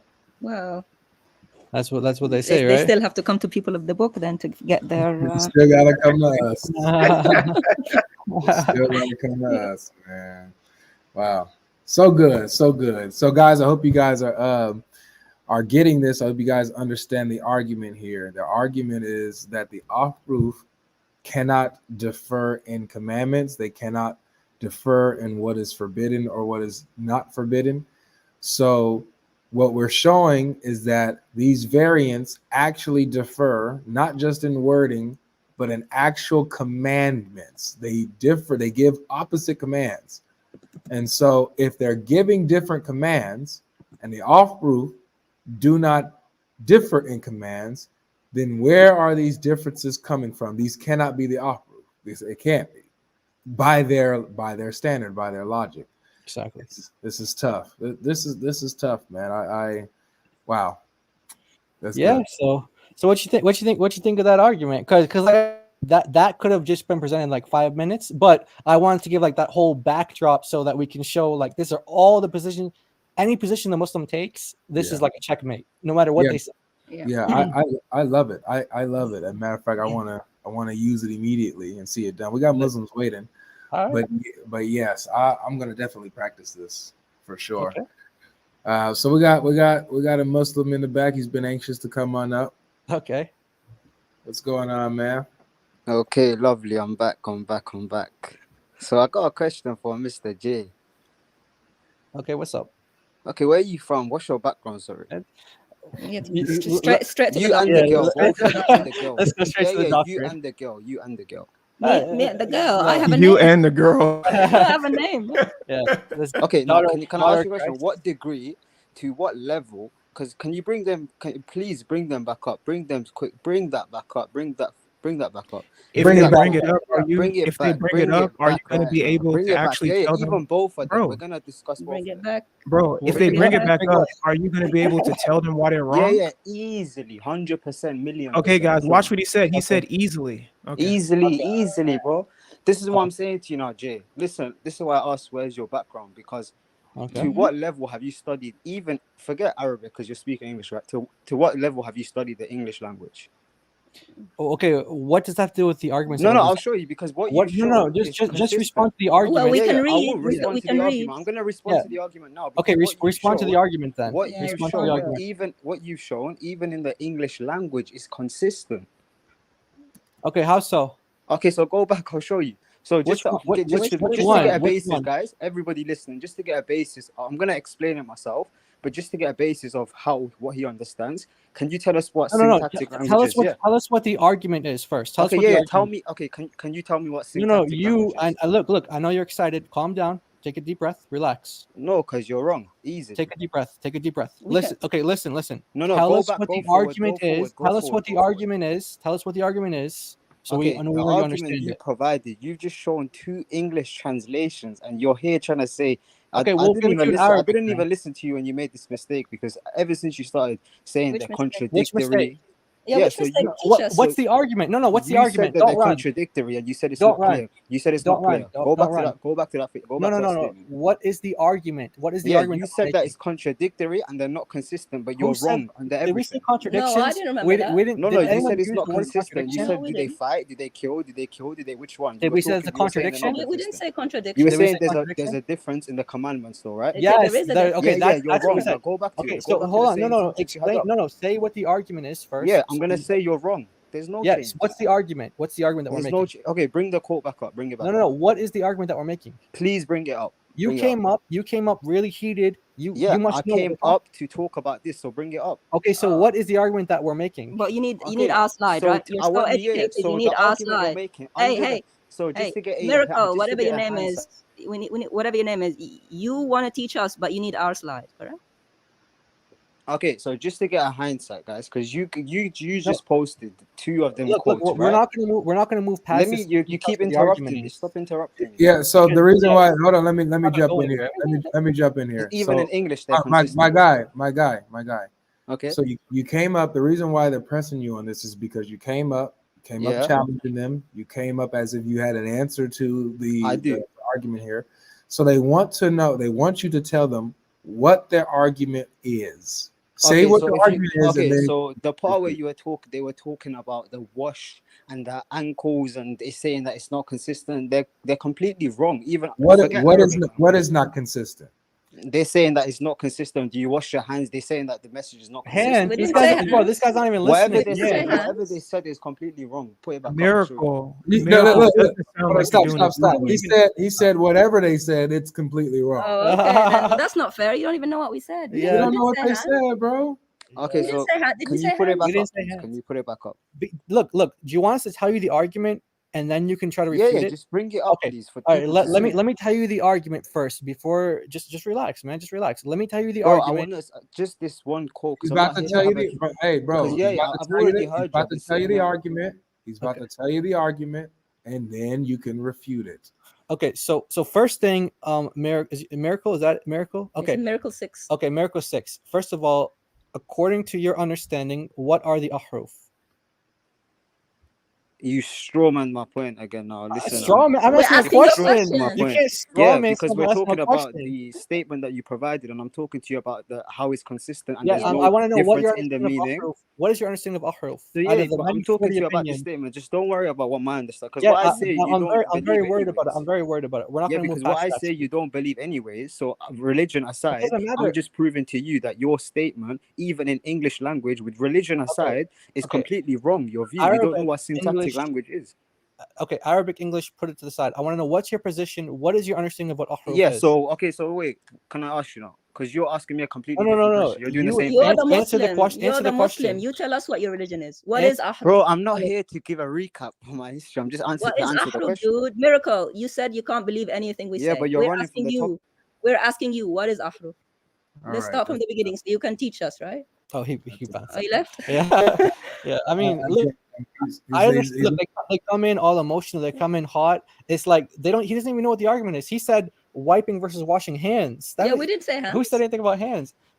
Okay, so just to recap, okay, so you have a student of one of the companions. Okay, one of the companions said that the ahruf cannot differ in what is permitted and what's prohibited. Okay, so they don't differ in commandments. They're essentially one. Okay, this is a student of the companions.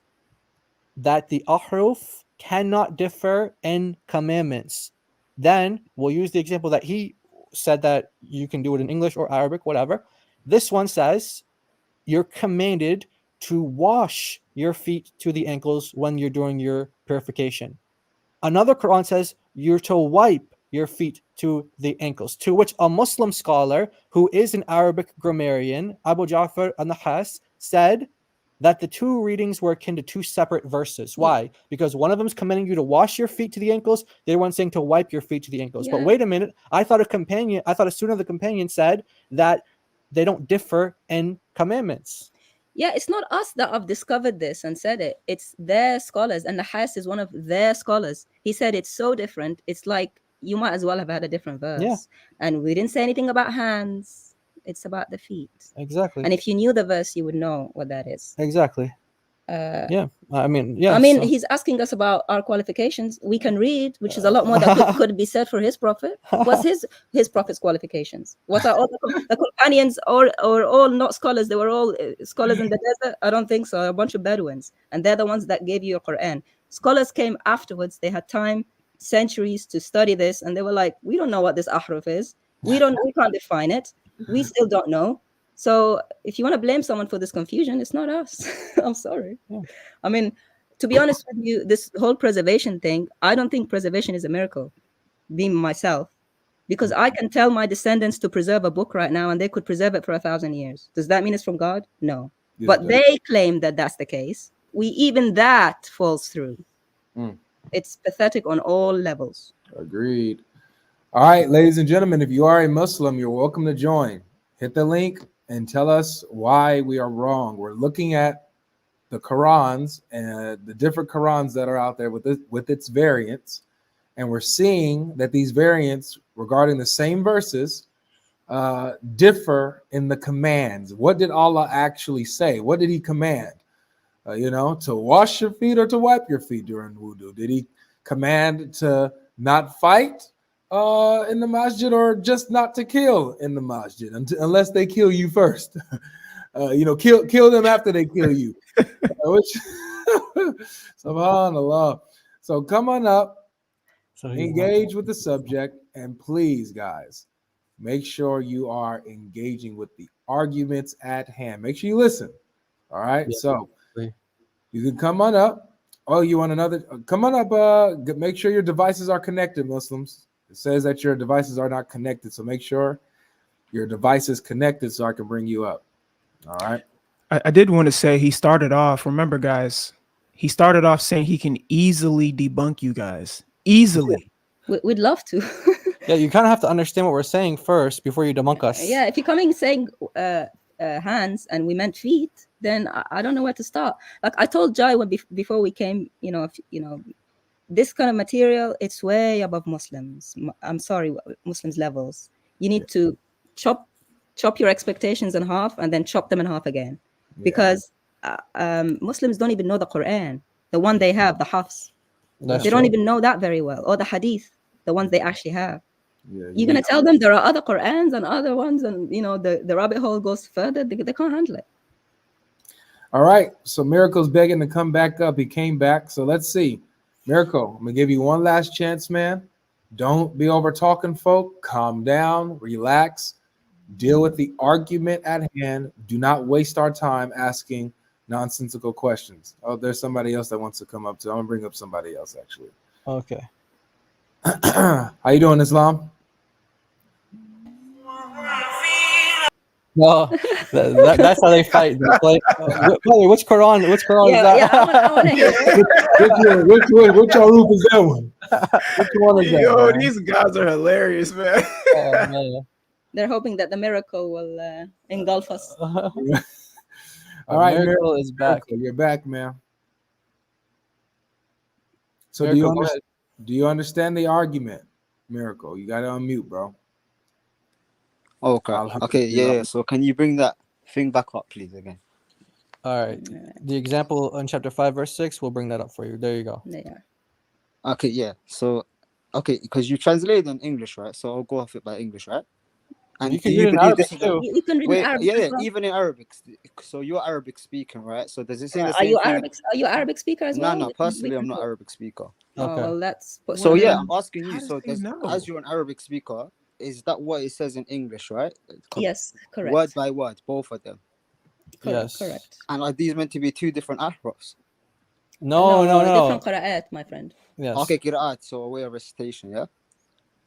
So the question is, if the ahruf cannot differ in commandments, like what's halal, what's haram, what are the commandments of God? The question is, where do these two readings come from if they're not supposed to differ in commandments if they come from the ahruf? Where do they come from? Okay, so you're arguing they differ in commandment. I'm arguing they don't differ in commandments. All right. Okay. How so? So the thing is, even we all know Arabic is my bad. Arabic is the older language than English, right? I don't know that. So but okay, go ahead. Okay, it's a Semitic language. We don't have to. Okay, it's a Semitic language, anyways. It's confirmed. You could check. It's a Semitic language, right? It has words and meanings, though. I can. Yeah, of course. I never said that it doesn't. Of course, because you guys have 1,000 words for camel, so it just varies. No, we don't. No, that's in not Arabic, there is. This is a guy who thinks that Arabic is like a miracle language. Arabic is just the same as no, any I'm other not saying language. that. I don't argue that. But okay, cool. Okay. So go ahead. Make your argument. You guys have agreed now that this English translation here, so as the black text says, some Qurans command, and the other one says some Qurans command. So you're saying that this is in different Qurans, right? From this. That's correct. Okay, lovely. And you said that it differs in commandments, but now even in the English language, under syntactic language, do you know what syntactic language is? Yeah, go ahead. Just make your point. Make your point so you know what we're talking about. So just to ask you, what's syntactic language? Okay, look, if you want to try to quiz us on our knowledge of linguistics, Arabic and English, you can do that. What we're interested in is, what's your answer to this? What is your answer to this? Okay. So Do you know? syntactic language is the arrangement. Let me tell you what it is first, because if you I don't know know what it is, Yeah, we know what it is. I know what it is. But that doesn't help you okay. because So what's both, the most okay, basic I'll syntax? tell What you. does it follow? Oh my god. Look, the syntax is what changes this is what makes it a difference in command. Okay, it puts it in one case it's in the nominative case, the other one is in the accusative case, depending on where you put the vowel mark. It goes to do you know the word فاغسلوا? فاغسلوا in Arabic is in the verse. It means to wash. فاغسلوا. Okay, and the other word is called وامسحوا. Okay. Okay. Now, depending Okay, on so you to speak wipe. good English. I'm not gonna lie. You do No, speak no, good it's English. Arabic. You speak good English. Oh Okay, no, but just good English that's in general. No, but Because you have a okay, good you have a Yeah, good but English accent, right? So I'm okay, but just hold on. So depending on where the vowel is in the word for your feet, okay, Yeah. your word for your feet, depending on where the vowel is, it goes back to one of those two verbs. Yeah. And so when it has it in one position, it goes back to the verb to wash. Mhm. When it's in another position, it goes back to the verb to wipe. So they're different commandments. Yeah, both the words are in the verse. Both the words are in the verse, to wipe and to wash. فاغسلوا وامسحوا. But when it comes to the word for feet, وأرجلكم, in the Hafs, the tashkil, the critical mark, goes back to the word فاغسلوا, Yes. which means to wash. And in the other Quran, it says وأرجلكم, so with the kasra, so there's a different tashkil. It goes back to the word to wipe, which is wamsahu. okay. So, Nice. so actually both are in the verse. So you can't argue that we've Okay, yeah. created No, the nice. verse. I'm not Do you arguing. actually understand? Okay, Can nice. you repeat Yeah. it back So to me just so I know? I've read both of these.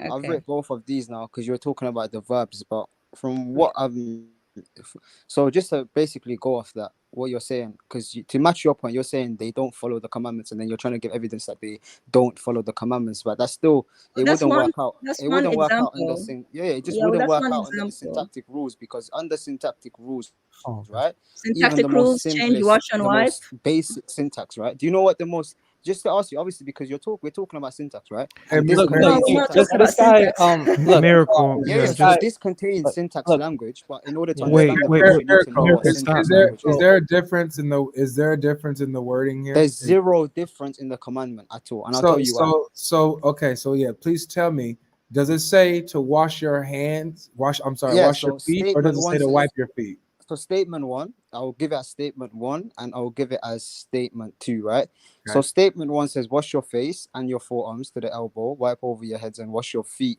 to your ankles, right? Uh-huh. So this statement is a compound sentence, and we know compound sentence have syntax. So it's a compound sentence composed of three main clauses, each given a command. Number one, wash your face. Look, you have no idea. Look, miracle. Look, so each clause this is what's called parallel waffling. This is what's called waffling. Miracle, relax. You said you were going to be civil this time. Just relax. Bro, you're interrupting me. You're not civil. Yeah, because you're going on nonsense. Look, you don't know. This is not nonsense. What? This is. Why don't you just ask him what he does when he performs wudu? Do you wash your feet or do you wipe? Do you deny that each clause is no? Miracle, stop, bro. Miracle, stop. When you perform wudu, do you wash your feet or do you wipe them? Okay, so how does this? Okay, so the start of in blue, what does it start with? Bro, I'm asking you a simple, direct question. Do you wipe your feet or do you wash them? So both of them are consistent. I'm asking, what do you do? What do you do? Of course, we wash the feet standard. And look, it says that. Okay, How do we so know you that? don't wipe them? So you don't wipe them? No, you're wrong now. This is what I'm saying. You're doing the exact word fallacy. Bro, you're turning into a Grand Theft Auto NPC. Bro, you're trying to correct me, but I'm listen. studying English. Bro, this is not English. This is not English. This is Arabic. This is Arabic, my friend. This is crazy. Study English. Look, even in this is. Can you guys see? We have a translate here. This is in English, isn't it? Okay. Yeah. This is in English. Wash your feet to the ankles. Wipe your feet to the ankles. It's literally that simple. That's the command. Is the command to wipe your feet to the ankles or to wash your feet to the ankles? I think everyone else said. And their own scholars didn't give this syntax nonsense. Yeah, they said look what their scholars they said. said this is a problem. Yeah, he said this is akin to reading two different verses. Yeah, Nahas said that. He didn't say syntax, blah blah. He said وَالْقِرَاءَتَانِ بِمَنْزِلَةِ آيَتَيْن. Yeah, two ayahs. The two ayahs, ayatayn. القراءتان, the two qira'as are like two ayahs. Yeah. So he's saying right here, they're like two separate verses. you guys, it's very, very simple. One says wash and the other says wipe. I don't care what the syntax is, all that nonsense. I'm very simple girl. And it's not English, it's Arabic. If you were to ask him when he takes a bath, does he wash himself or does he wipe himself in the shower? I guarantee you he's going to say he washes himself. Any one of y'all that go in the shower and just wipe yourself with a Kleenex rag or one of those or one of those Lysol rags, like, come on, man, this is easy. And some Muslims wipe instead of wash. They do it differently. Sunni and Shia differ on this. Yeah. So the point is that the commandments differ. So we have another Muslim here. Yeah, Muhammad, how are you? Welcome to the stage. Muhammad. This guy again. Oh my God, bro. This is insane, bro. Yo, like GTA, I guarantee you they watch Avery streams. So when they come out with the next games, they already know how to program the NPCs. Straight up. Yeah, I mean, like, if we want to get into the grammar, like, we know how to get into the grammar and say, oh yeah, this is accusative, this is nominative. I can get to the grammar, but it's not gonna. That's talking past. I mean, a lot of people don't know what terms mean. We don't really get technical. It's really simple.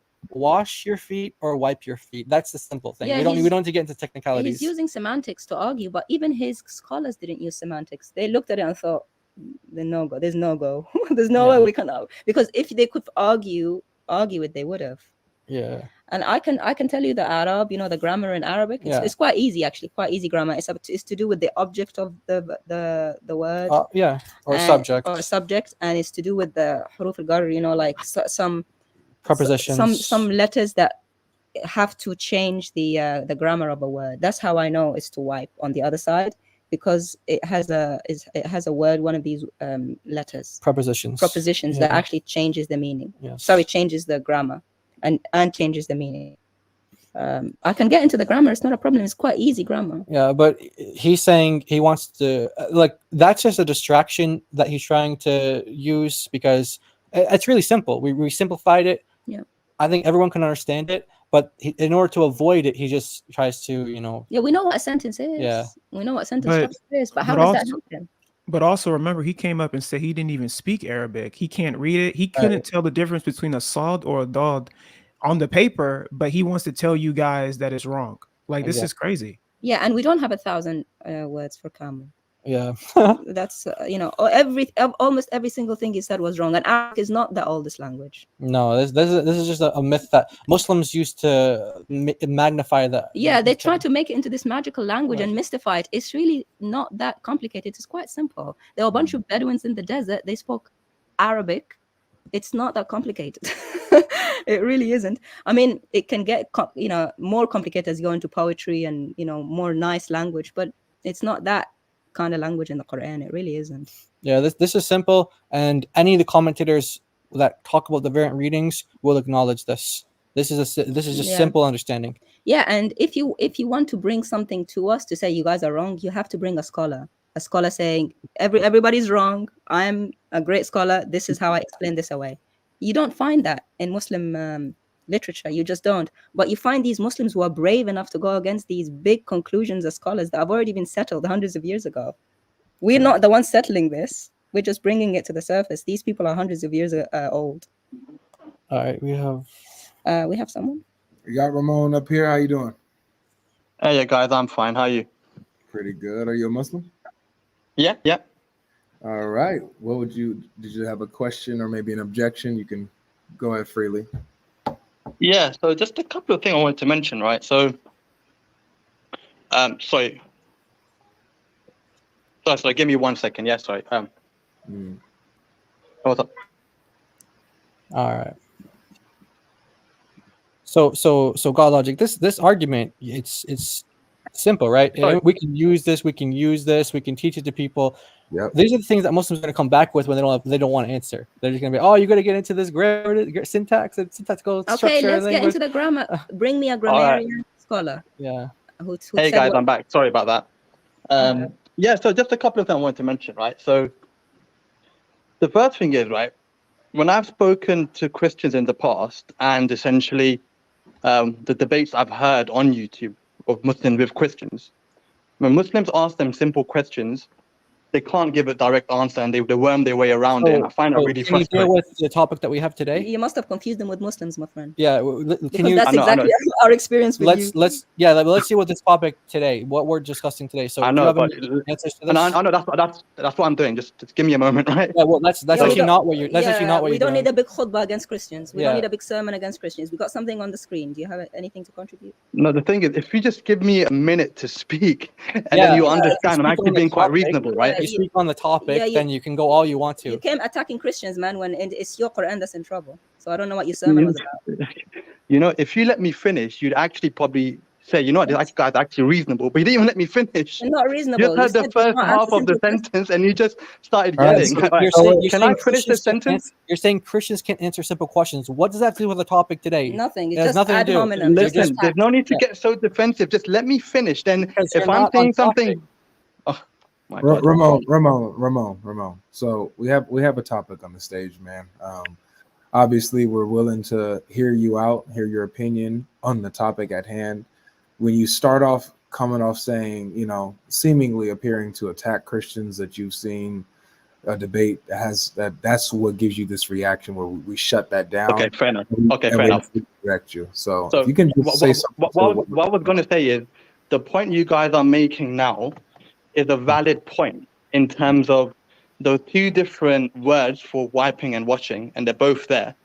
And what I was going to say, if you had let me finish, was that Muslims are coming on the call now, and they're basically trying to say, no, they're both the same, when they're clearly different. Well, why don't you tell your Muslim friend then? You need to I'm not with them on the call, right? But I guess I'm calling it out now, right? Now it's my turn, right? So I'm saying, you know, I agree with you that these two words are different. So there's no point trying to say they're not different and trying to talk around different sentences or get into semantics in terms of how it's phrased, right? So, okay, they're different, right? So credit, right? When it's due, okay, one says wash the feet, the other one says wipe the feet. So what do you do? Do you wash or you wipe? If you don't mind me asking, do you wash? Oh yeah. I wipe. You wipe? Oh, are you Shia? Oh, you're Shia? Yeah, I used to be Shia. But you still wipe even though you're not Shia anymore. Yeah, it's a bit confusing. So I was born and raised in a Shia household, right? But after researching, I don't find a lot of the practices they have in line with the Quran, essentially, and the Prophet Sunnah. So my beliefs are aligned more towards Sunniism, but I don't call myself Sunni simply because the Quran says don't split into sects, right? So I don't want to label myself as Sunni or Shia, but my practices are more in line with the Sunni belief, if that makes sense. Okay, so do you believe? So first of all, so Avery and everyone else, so Shia don't believe in the story about 7 ahruf. They only believe that there's one. So that's where they differ with. That's a big difference that they have with Sunnis. So what's your position? Do you believe that there's 7 ahruf or one, or what do you? What was the Quran revealed? Was it revealed in 1 or 7? I think there's a lot of evidence to prove that, or show anyway, that there's 7. I would say there are 7. I wouldn't say there's perhaps just 1. And can they differ in commandments? Like Ibn Shihab said they cannot do? Yeah, like the one that you just showed. Yeah, one said wash and the other one said wipe, right? So there's slight difference there, right? Right. So you are disagreeing with Ibn Shihab, right? Yeah. That he said that the ahruf cannot differ in commandments. You're saying that actually they can. Well, yeah, one said wash, one said wipe. Yeah, so you know when you quote scholars, irrespective of how big they would be, right? So I don't fall back on them and say, oh well, he's right or he's wrong. I'm okay to say, well, yeah, I disagree with him. So yeah, I mean, I don't mind saying that. Like, you know, on the day of judgment, God's not going to say to me, oh well, which scholar did you follow? I'm like, well, what do you know, God, I'm just trying to read your book, right? So yeah, I mean, I disagree with the scholar basically. Yeah, fine. So what do you fall back on then, Ramon? Fall back in the sense. You said you don't fall back on scholars. Yeah, what do you fall back on? Yeah, so basically, the Quran has given us essentially core beliefs to guide us to what the truth is. Which Quran? One God. Any Quran that you pick, even if you've got different arafs or dialects, the key message is essentially. Okay. Sorry, but it's not dialect. Like you just mentioned now, wash and wipe is not different dialects, it's different words. So which of these Qurans do you fall back on?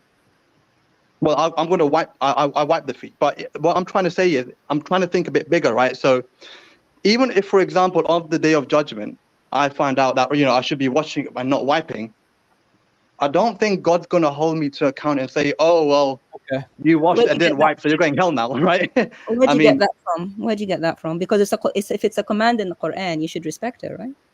no, of course I respect it, right? So where'd you But at the get same, that idea that Allah won't hold you accountable for that, and it would be big for him? Because if it's big enough to put in his Quran to wash or wipe, whichever Quran you use, if you get the Quran wrong, where do you get off thinking Allah will be cool with that?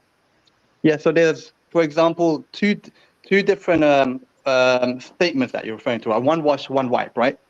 So Right. if they're both there, but they're both right, pick which one you want. But who says they're doesn't- both who says they're both right? Because that's the whole point of our presentation. We're asking, what's the origin of these different readings? What's the origin of them? Because that's a scholar or a reader or a student that you're still falling back on. You said you don't fall back on anyone, but these are the people that I've given you one that says wipe and another one says wash. So how do you know which one's right and which one to fall Yeah, back on? exactly. Now, unless I become a scholar myself and become an expert in the Arabic language and study for years and years, and even then, I might still not find the truth, because as you mentioned, I think you mentioned some scholars previously who they themselves who have studied for so long still don't really understand this topic that well, right? Right. So what does that so- say about your religion, that you can't fall back on anyone and you have to become a scholar yourself when other scholars have given their whole lifetimes and they still don't know? Do you not think that's a bit wobbly? I do think it's a bit suspect, but to be honest, when you look at the Quran that we have, right, the major Which Quran? command. Which one? Sorry to interrupt. Which Okay, so we've got one Quran which has got essentially different, dialects and ahruf, right? Doesn't matter which one you pick, but whichever one you pick, the key message across the main pillars of our faith remain the same. So how do you? So were you here when we were showing like the Quran of Ibn Masud, for example, how he has like different wordings, or Qatada and other companions? Did you see that part? No. Okay. So there are companions who read the Quran differently than the Qurans that we have today. So we're asking you now, how do you know which Quran is the valid Quran? Because you don't agree with scholars, you don't fall back on the scholars. How do you determine this Quran is the one that Muhammad read? How do you know that? So yeah, so when you say the Quran I'm reading today is different to the Quran I read from however X amount of time ago, what's different? What is being said that is different? We'll just give you an example. So we'll put it on the screen here.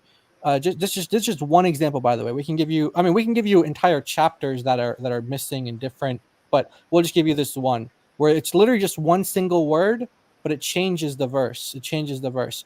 So in any Quran that you have access to today, you go to chapter 24, verse 33, and it says, "Do not compel your slave girls to prostitution if they desire chastity, to seek the temporary interest of worldly life.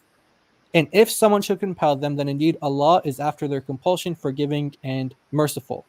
Now, Ibn Masud, and to clarify who the mercy and forgiveness is for, he added the word which in Arabic specifies that it's referring to the females. He said lahunna, forgiving lahunna. To the females. To the females. So Ibn Mas'ud is somebody who was at Muhammad's time. Muhammad said, take your Quran from Ibn Mas'ud and 3 others. So that's Muhammad's time. He added a word. That word is not in your Quran today. This word lahunna. Yeah. And what word was it? Lahunna.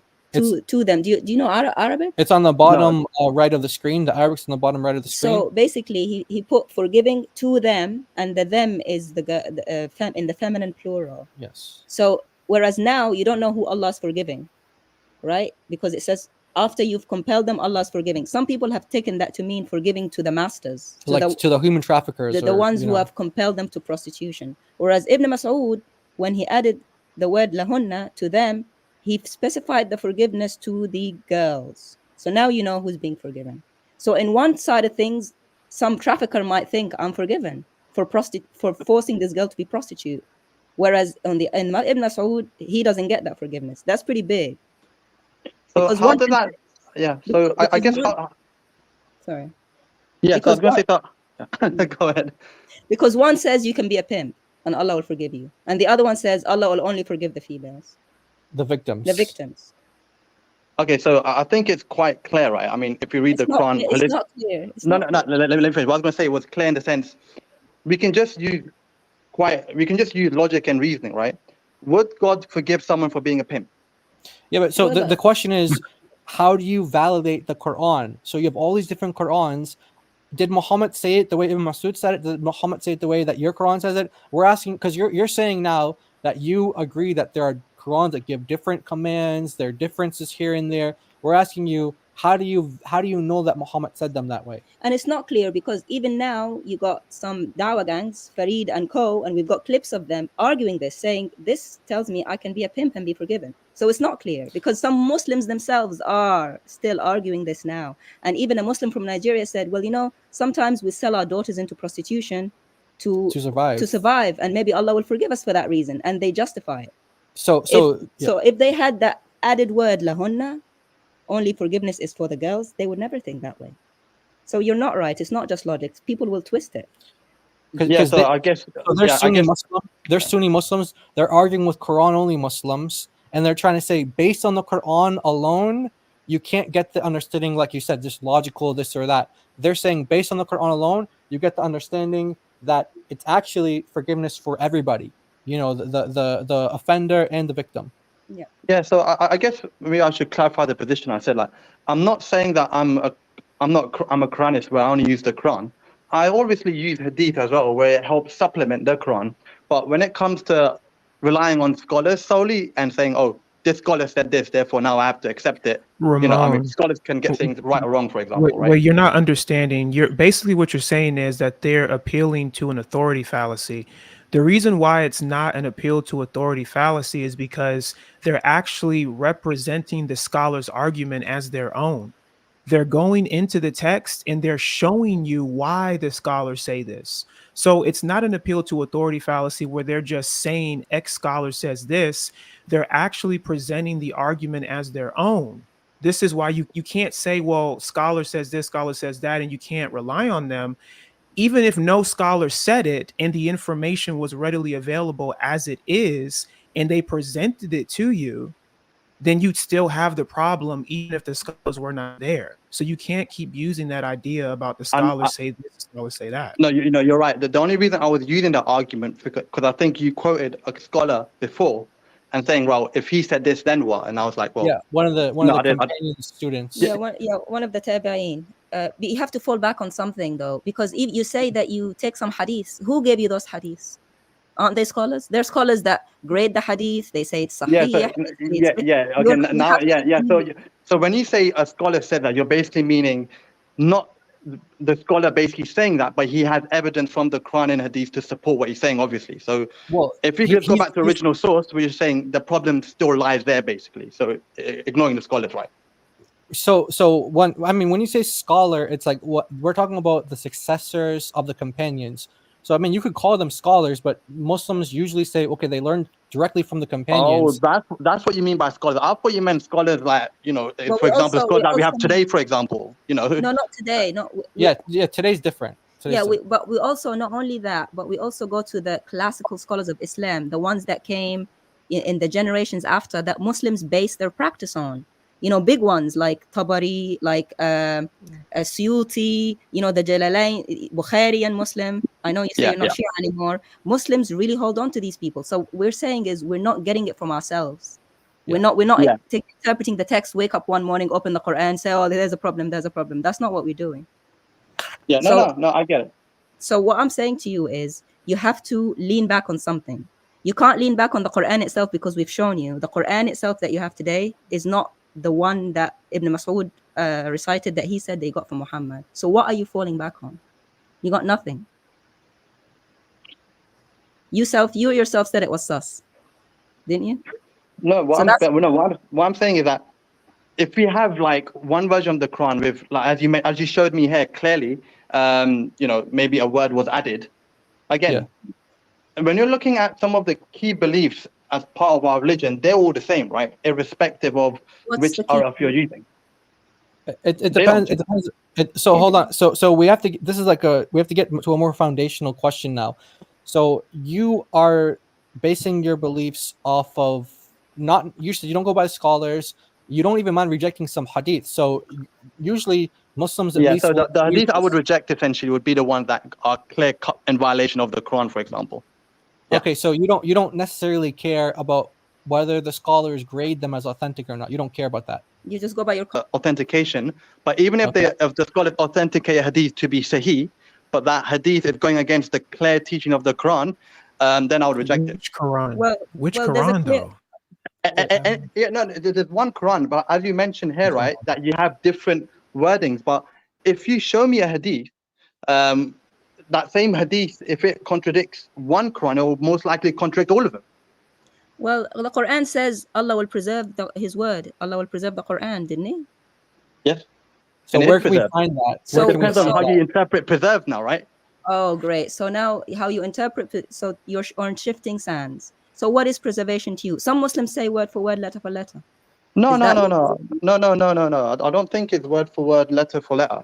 So what is Because to be honest, like as you mentioned, right, I think you showed it before I was on for that bit, where you don't have the dots, right? Right. So then, Right. we added the dots to make it easy for us to understand. So, Yeah. I'm not saying it's word for word, letter for letter. I guess I know what most Muslims do say that, but I don't. Okay. So we just want to know how do you know that the Quran you're reciting today goes back to Muhammad? How do you know that? Yeah, where's your evidence for that?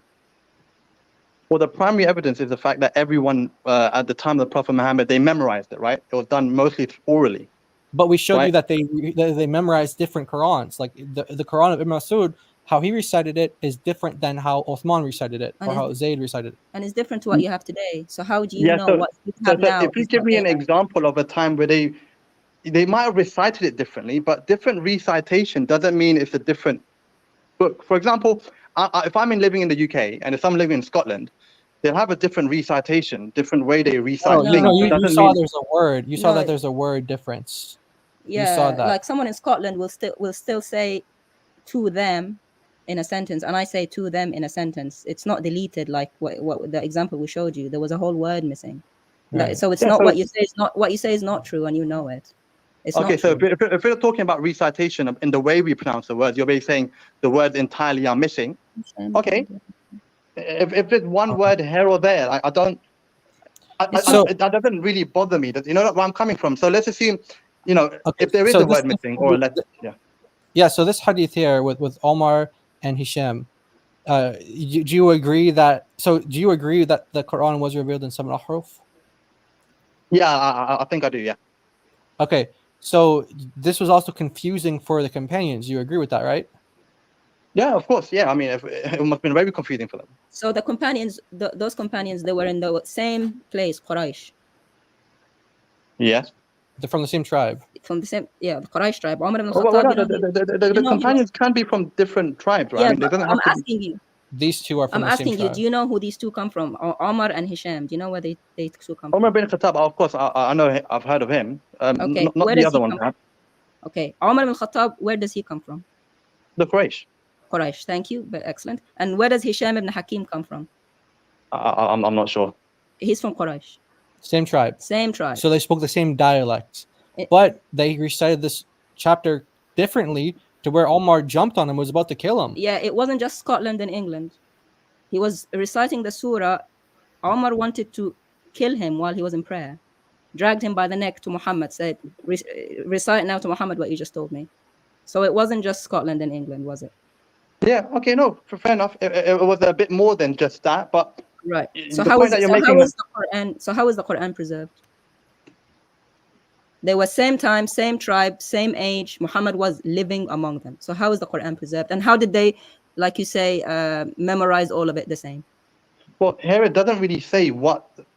They didn't explicitly say how different the two Well, it was phrases different. were that were being said. It was doesn't say different. it. Right? It was Yeah, but- different enough that they wanted to kill each other over it. Yeah, and Yeah, look but at you have to remember, look like at the one with 1400 Zubayr. years ago, they were quite barbaric, right?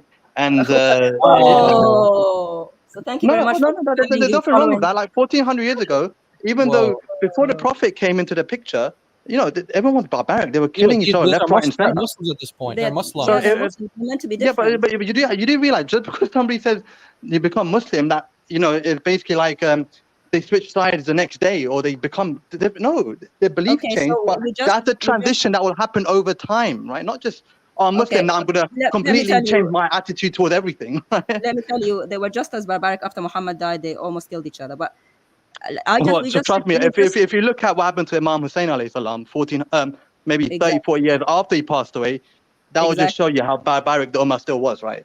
Thank you very yeah. So the Shia don't have any problem throwing the companions Wow. under the bus, but he's not Shia anymore. So it's interesting. So we just refuted your previous point that they all memorized it all the same. Because I asked you, okay, how do you know that the Quran you have right now is the one that Muhammad memorized? You said, well, the companions. Well, now we're going to the companions and we're showing you that they had different Qurans that they wanted to kill each other over. Yeah, and they couldn't kill each other. But you can't say that. But you can't use the you can't use the action of them wanting to kill themselves, kill each other over as a, oh, you know what? That means they're very different. If they, for example, before Hazrat Umar became Muslim, I'm not sure if you heard of it, but obviously he attacked his sister, right? Because she became Muslim before him, and she was reciting the Quran. But obviously, I'm not going to say that and say he's a bad man. He's a great companion. But yeah, but yes, we're getting at the fact that they had different Qurans. So your answer to my question when I asked you, how do you know the Quran you have today is what Muhammad recited? You said the companions, and so now we're showing you the companions have different Qurans that they want to fight over. Yeah. So you're getting hung up over the fighting part. We're talking about the fact that but back then it showed us, right? They have, if you want to call it that, I'll use it just to make things simple. 2 different versions of the Quran, but we still have those 2 arafs today because there's 7 in existence, right? So why is that? Where are they? Where are they? Yeah, where is that 7? Where are the 7? Where are the 7? Because we've got the 7 arafs, right? How many readings of the Quran do you accept? The 7 of Qira'at. Maybe I'm getting myself confused. Yeah, so that's the confusion that a lot of Muslims have. So there's this hadith is about 7 ahruf. Muslim scholars, Sunni Muslim scholars have no idea what ahruf means. Okay, the Shia, they say that this is a false hadith, false tradition. There's only 1 of the ahruf, not 7. Okay, but there's 7 readings qira'at. Later on, there were 10. Okay, that they were added on. 3 were added on later on. So how many do you accept? How many do you accept? I haven't really looked into this that deeply, to be honest, right? To be honest, I still think I'm getting confused between Araf and Qira'at, to be honest, right? You're not the only one, my friend. Yeah, we all are. And all your scholars, well, the scholars that you don't accept, they all are confused. Yeah. So if for example, to just going down the other road, if somebody was to believe that there was only 1 Araf, and they reject this hadith of saying there are 7, what road did that lead us down? Well, it's a good question, because now you have to ask the question. We do have different Qurans today, so how can they only come from 1 ahruf, like 1 of the ahruf? How can that be? Yeah, that's another question. So then you have to go back to the 7 then. Exactly. So you see our dilemma. You said so far it looks sus, that they are barbaric, and we're confused with the ahruf and qira'at. We agree with you on all 3 points. Yeah, but again, when I say barbaric, that's normal. That doesn't mean they're bad people, right? Well, did the disciples of Christ, they were 700 years before them, did they do that to each other? I don't know. I haven't really read much about their lives, right? I don't know. Let me tell you, no, they did not. Yeah, they weren't killing each other. I get they just betrayed Prophet Isa instead, right? No, they didn't betray him. Right? They didn't betray him. No, they didn't. So, and they didn't kill each other. Judas didn't betray Prophet Isa. Yeah, okay, we're talking about the disciples, the trusted companions of Muhammad killing each other, that you Muslims entrusting the Quran in their hands. Okay, so which Muslim companion killed each other? Which Muslim companion killed each other? Okay, I mean, well, pick any battle. You said Ali wasn't Ali brutally killed with his family? Was he killed by Muslims or non-Muslims? And what about Uthman? You're talking about Imam Hassan? No, I remember Ali. Was he killed by Muslims or non-Muslims? He was killed by Muawiyah. Right? Was Muawiyah Muslim or non-Muslim? I can't say someone's a Muslim or not, but I can say that he was a horrible person. He was, yeah. I know he was horrible, but he was also Muslim. He said La ilaha illallah Muhammad Rasulullah, didn't he? You can still have horrible people who are Muslim. I'm not saying. And Uthman. For example, look at today. Look at Saudi Arabia, right? I mean, they're standing by while there's a genocide taking place, and I wouldn't say that the government of Saudi are Muslim. But Muslims say, you say you're Sunni now? Muslims say that the first generation is the best generation. No, I don't say that. Okay. Just for people listening, Uthman was killed by Muslims. Uthman was the 3rd caliph, killed by Muslims. Ali was the 4th caliph, killed by Muslims. Omar was the second caliph, killed by who? A Muslim. Yeah, They but I'm killed- not agreeing that they had ikhtilaf. But the thing is, Yeah, but we're not talking about differences. We're Yeah. saying they kill each like other. I'm differing with you right now, but I don't want to kill you. Right. So I'm better than that first generation of Muslims right now. So you're entrusting your eternal salvation on the companions who you agree had differences and wanted to kill each other, that the Quran that they compiled, or one of them compiled.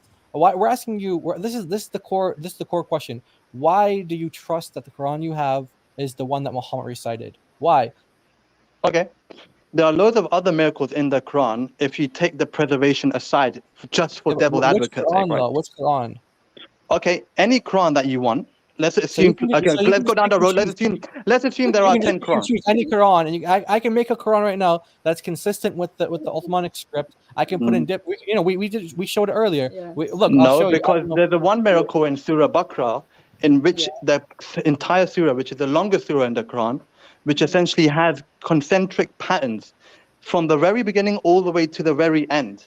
What do you Now, mean somebody, meaning in the sense that the first 5 ayahs talk about a certain topic, and the last 5 ayahs talk about that same topic. Wait. So the numbering of the ayahs differ depending on which Quran you're reading. That's what I'm saying. So okay. So which for Surah Baqarah? If you're basing your miracle on verses 1 through 5, well, that's different depending on which Quran. Some Quran. Okay, so give me one example, and give me from your paradigm 2 Qurans which have different number of ayahs for Surah Baqarah. Okay, so let me put it on the screen here. So we'll just go to chapter 1. So that messes up your concentric whatever, because the verses are different numbers. Yeah, I'll show you. That's what I'm saying. I'll show you. I'm gonna just pull up on the screen here, and you'll be able to see for yourself. So, chapter 2, verse. Watch this. I'm gonna show my screen. Check it out. All right. Okay. So you can read Arabic, right? Not very well. Okay. Well, you can identify. We'll help you This. out. I can read this bit. Yeah. Okay. So this is chapter 2. This is in Hafs, your Quran that you have. This is chapter 2, verse 2, right? Can you see that? It says number 2 in English here even. Yeah. Okay. It says number 2. Yeah. So Surah Baqarah. Okay. Yeah. Now, what's verse number 1? It's Alif Lam Mim, right? Right. You agree? Do you know that? You have your Quran with you? Yeah, I think it should be. I think I remember that. Yeah. Now, if you go to other versions, this is actually not verse 2, it's verse 1, because they include Alif Lam Mim as a part of this verse. So your numbering is different now. So this is the Qalun. Let's do a count. You said you wanted to see. So Warsh says this is verse 2. Qalun says it's verse 1. Yeah. Warsh said, wait, did I say Hafs? I meant to say Hafs. This is verse 2. Qalun, this is verse 1. Warsh, this is verse 1. Okay, you see all these are verse 1, verse 1, verse 1. So your numbering system is different depending. Now in this one, It's number 2. it's number 2. It depends on which Quran you're reading. Okay. Yeah. Hamza? So how many? So that messes up on your all concentric. these different ones that you have here, what So are if the you're total doing- if number you're of doing ayahs for Surah mathematical- Baqarah? Yeah. So if you're doing mathematical like miracles or whatever, so let's go to the very bottom verse and we'll show you what is it in the other verses. So your concentric theory just messed up completely, depending on which Quran you're using. Yeah. No, it doesn't, because let me finish. Even if there's one ayah which is off, right? Yeah. The Right. concentric patterns can still work. It doesn't mean it's completely thrown off. Do you actually take yourself seriously when you say these things? No, I'm not asking you to be facetious. Do you actually take yourself seriously when you say concentric whatever, this pattern of numbers is a miracle? Do you see that as an actual miracle? Like if I was to heal someone or to raise someone from the dead, this is equal to it. I didn't say it's equal. They're just different miracles, right? For That's someone not a to miracle. cut, It's for not a someone, miracle. It's not for a miracle. someone, You actually take for- yourself seriously when you say this is a miracle. of course, Okay, that's so all I of course need it's to a know. miracle. So No. look, the last verse in Al-Baqarah according to Hafs is 286. This is 286. But go to other versions of the Quran, it's 285. So your whole numbering is messed up by one No, count. because the concentric pattern still holds for the 285 ayahs, doesn't it? So one is missed. So the miracle stops at the one that's missed. No, I'm saying they're the other ones which have 286. The miracle holds for them, doesn't it?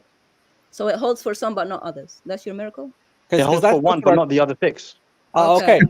And that's one miracle out of like 30, 40. So again, it holds for one but not the others. So again, do you hear yourself and do you take yourself seriously saying these things? Because what you're saying now is that you can determine what the Quran is based on some numeric miracle that you came up with or you heard from someone else. That's not the same thing as saying what Muslims normally say, which, I have a chain that goes back to this person to Muhammad. Now you're just saying, well, I get to decide based on this numerical miracle. Well, who are you? How do you get to decide that? Where does the Quran say the Quran is only the Quran if it works in these numerical ways? Where did Muhammad say, look at these concentric patterns, aren't they great? To show the disbelievers at the time. I didn't remember him saying that. These are things that we'll figure out over time. And we are figuring these things out over time. For example, think about what's the middle chapter of the Quran called? It's tough. Again, if it was such it's called iron. One second. And it's called iron, right? Ramon, and what's the center of the earth? Iron. Now you might think, this is probably a coincidence, right? This is ridiculous. It's a coincidence, right? Okay, another one. Ibn Masud had wait. Ibn Masud, and this is confirmed in the Sana manuscript that we have. Ibn Masud as well as the Sana manuscript that we have, they differ in the chapter divisions. So there's different companions did the different numbered. No worries. I'll give you another one. I'll give you another one. Okay. No worries. I'll give you. What I'm saying is everything that you're saying is getting shot down. You're saying okay. I'll give you another one. The ratio of water to land on Earth is exactly the same as the number of times water to land is mentioned in the Quran. Ramon, this is tough, man. What I'm trying to get at is fair enough. I've shown you two. I've shown you a third one. You haven't shown anything. Everything you've shown has gotten refuted. Yeah. Okay, refute this one then, right? Refute this one as well then, right? Hold on, Ramon. Slow down, dude. Mersal, are you there? Mersal Salim. Mersal Salim, you're on the stage. Are you there? Going once, going twice. All right, gonna go ahead and remove you. So like I was saying, Ramon, I'll give you the green light when to speak. Aldrick, are you there?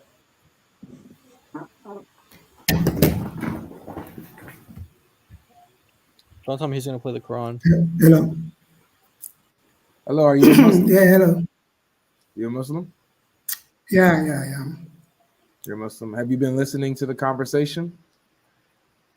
Yeah. Okay, so yeah, I've been listening, and from what you guys have been talking, I don't think you guys understand what you guys did. Okay. So you're here to teach us? Can you explain to us where we got wrong? Yeah, I'm here. I'm not here to teach you guys. I'm just here to explain what your research means, right? I'm not a teacher. I'm not an Islamic scholar, right? But you know that we're mistaken, though. If you're not a scholar, how do you know we're wrong? Right? How do you know we are wrong? How do you know we are based wrong? On what you presented. Based on what you just presented. Okay. So go ahead. What are we wrong about? Yeah, I think you guys don't get the whole point. So first of all, so the difference in the Quran variants or the Aruf, from your understanding, what I know is there are contradictions that misunderstand the nature and purpose of this variation. Let me clarify why this difference do not constitute a contradiction, but instead they enhance the text. Here we go with contradiction. Again. Did we say anything about contradiction this time? Okay, do you want us to show you a contradiction? Because we can show you a contradiction. What we're talking about now is, by the way, what I'm saying, they are not contradicting. when we talk about what you're when we saying, talk, for hold instance, on, you put, Drake, let me hold on. speak. Drake, Let me Drake, speak. Drake, I don't know, like Drake, I listened to you the whole time, I but know, but you're gonna have I to listen listened a to little bit. You're gonna have to listen a little bit more because what you said was wrong, and I just have to correct this. When we say about ahruf, we are quoting your scholars. We're not. You said we're wrong about it. You can say your scholars are wrong about it. We're just quoting what your scholars say. They say they have no idea what it means. Okay, that's your scholars. Okay, but what they do say is that they cannot differ in commandments, and then we show you Qur'ans that do differ in commandments, and you're claiming that these are the ahruf. How can that be if they don't differ in commandments? It's impossible. You can't say that ahruf don't differ in commandments, and that the Qurans we have today come from the ahruf, and then the Qurans we have today differ in commandments. It doesn't work. Do you understand what we're saying? I don't know if I forgot his name. Drake. Drake. Can I speak? Yeah, can you interact with Hello? what we're saying? Go ahead. Yeah, okay. So the aruf are just different style of writing, and the Qur'an are sound, different ways of reciting it. So That's not from true. Where'd what you get that from? Where'd you get that from? Yeah, who told you that? From the explanation of what you gave. That's not what we said. I just No, told you but that's now. what it is. That's what it is. Yeah, but Drake, I just told you now that your scholars don't do know you what know the aruf? Like what's the meaning of the aruf? No one knows. That's the point. I think we have a language that's what barrier I'm telling here. you the meaning. That's Drake, what I'm telling you. Drake. You don't know. I'm Guys, telling you. I think we're having a language barrier here because I said it like 3 times. And I'll say it one more time. Nobody knows, according to Muslim scholars, what ahruf means. Is that clear? Nobody knows what it means. And that's false. That's clearly false. Oh, that's false. Okay, That's so let me show you false. what your scholars say. Yeah, show him what. He's not. Yasser Qadi. He's not going to understand. Oh, okay. So yeah. Do you understand? Can you? If we play Yasser, oh, he left. Yeah, because Yasser Qadi, I think he speaks too advanced. Yeah, I think there's a language barrier. I think he meant qira'at instead of ahruf. Yeah, maybe. Okay, we have another Muhammad. Okay, Muhammad, welcome. Hi guys, you okay? Yeah. Thanks for joining us. So, did you get to hear the presentation, or at least part of it? Did you have something you want to respond to? Yeah, bits of it. I haven't heard the entire presentation. Just a couple of, well, I haven't got much time. Just a couple of points I'd like to mention. You guys picked up a slide, something about washing your feet and wiping your feet. Yes. And you said these are different commands or contradiction. If you guys used that word earlier, I don't know. Yeah, no, we didn't say the contradictions. We're saying that they're giving 2 separate commands. Okay. I mean, personally, I don't know too much about ahruf, but what I do know is that in Islam, when it comes to doing wudu, to pray, salah, pray 5 times a day, as Muslims, we do wash our feet. Yeah, However, some of you do. Yeah, some Muslims do, Muhammad. Others, only wipe. Did you know that? Well, yeah, that's the point I was going to make to you, is that if there is no water, then you are allowed to perform ablution, wudu, using sand. And but that's a different verse. That's a different verse. The tayammum verse is a different verse. No, but the verse about wudu, when the water is plentiful, says to wipe in one Quran. It's not the tayammum verse. That's the one that for everyone when water is there. So the point that you're making is different. Well, you it's see not what different. I'm saying? It's in the sense that you can actually use both. Both are applicable. You can wash and you can also. No, when you don't have water, you just use dust. Then the wiping and the washing don't apply. This is when you have water. That's my point. Yeah, but if you haven't got water, you can wipe. So yeah, but so this verse isn't about if you don't have water. This is about if you have the water. Yeah, because you wipe with water. You wipe with water. In the verse, it says to wipe with water. Like, you know how you wipe your hair? In the wudu, when you wipe your hair? Can you bring you wipe with water? Yeah, you wipe with water your hair. I hear what you're saying. Could you bring the verse is talking about when you're wiping your hair with water, you also wipe your feet. Whereas the tayammum verse, when you have no water, you just use the earth to pat everything. That's different. Okay, so what you're trying to apply one to the other, which doesn't work. Applicable. It's not applicable. No, it's not applicable. You either do one or the other. Yeah, you do one or the other. When you have water, if you have water, you wash. No. Water, you wash. You have Muslims around the world today. They have plenty of water and they only wipe because they have a different Quran that tells them to wipe. I don't know that. Yeah, we don't know that, but we know that. We know that. Yeah, we're telling the you. Shia, there's a guy in here. the guy before you, he's Shi'i, Oh, I and don't he know who said, he is. yeah, well, I he don't know. said that he was born to a Shia family, and that's their tradition, that's their practice. Yeah, go back when you once you finish talking to us. Go back to the stream and listen to him saying that's true, you guys. That's what the Shia it is do. different. Yeah, but I don't know who he is. How Yeah, but if you powerful don't he know, is, you what have to he's let saying, people tell you. whatsoever. If you don't know who he is, you have to let people tell Well, you. I don't need to We're do telling that. you. If I have We're the telling Quran, if I have the Quran, I have the Hadith. Why do I need to listen which to Quran. XYZ? That's the point. Which Quran do you have? Because there's a different Quran that says something else. That's the point.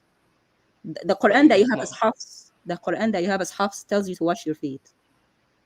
What the other Quran, the Bazzi Quran from Ibn Kathir, it tells you to wipe your feet, and it's got nothing to do with how much water there is, because it's the same verse.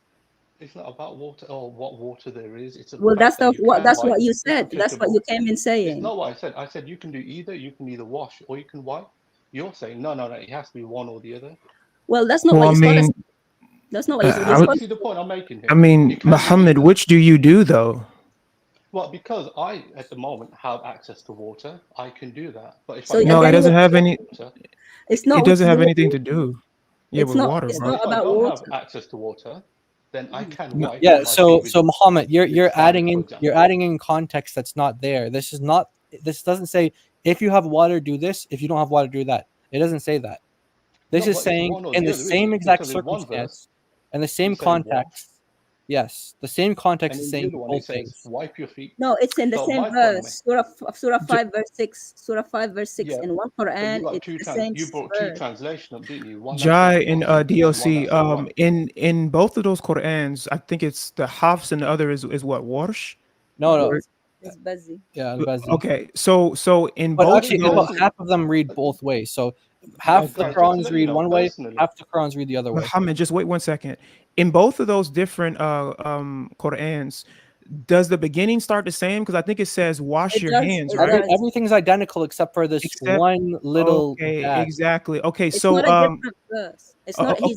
He's confusing it with a different verse in the Quran that says if you don't have water, use the soil or the dust. That's not that. What we're not talking about. Well, the point I was trying to make. Okay, Muhammad, just wait 1 second. You're saying if they don't have water.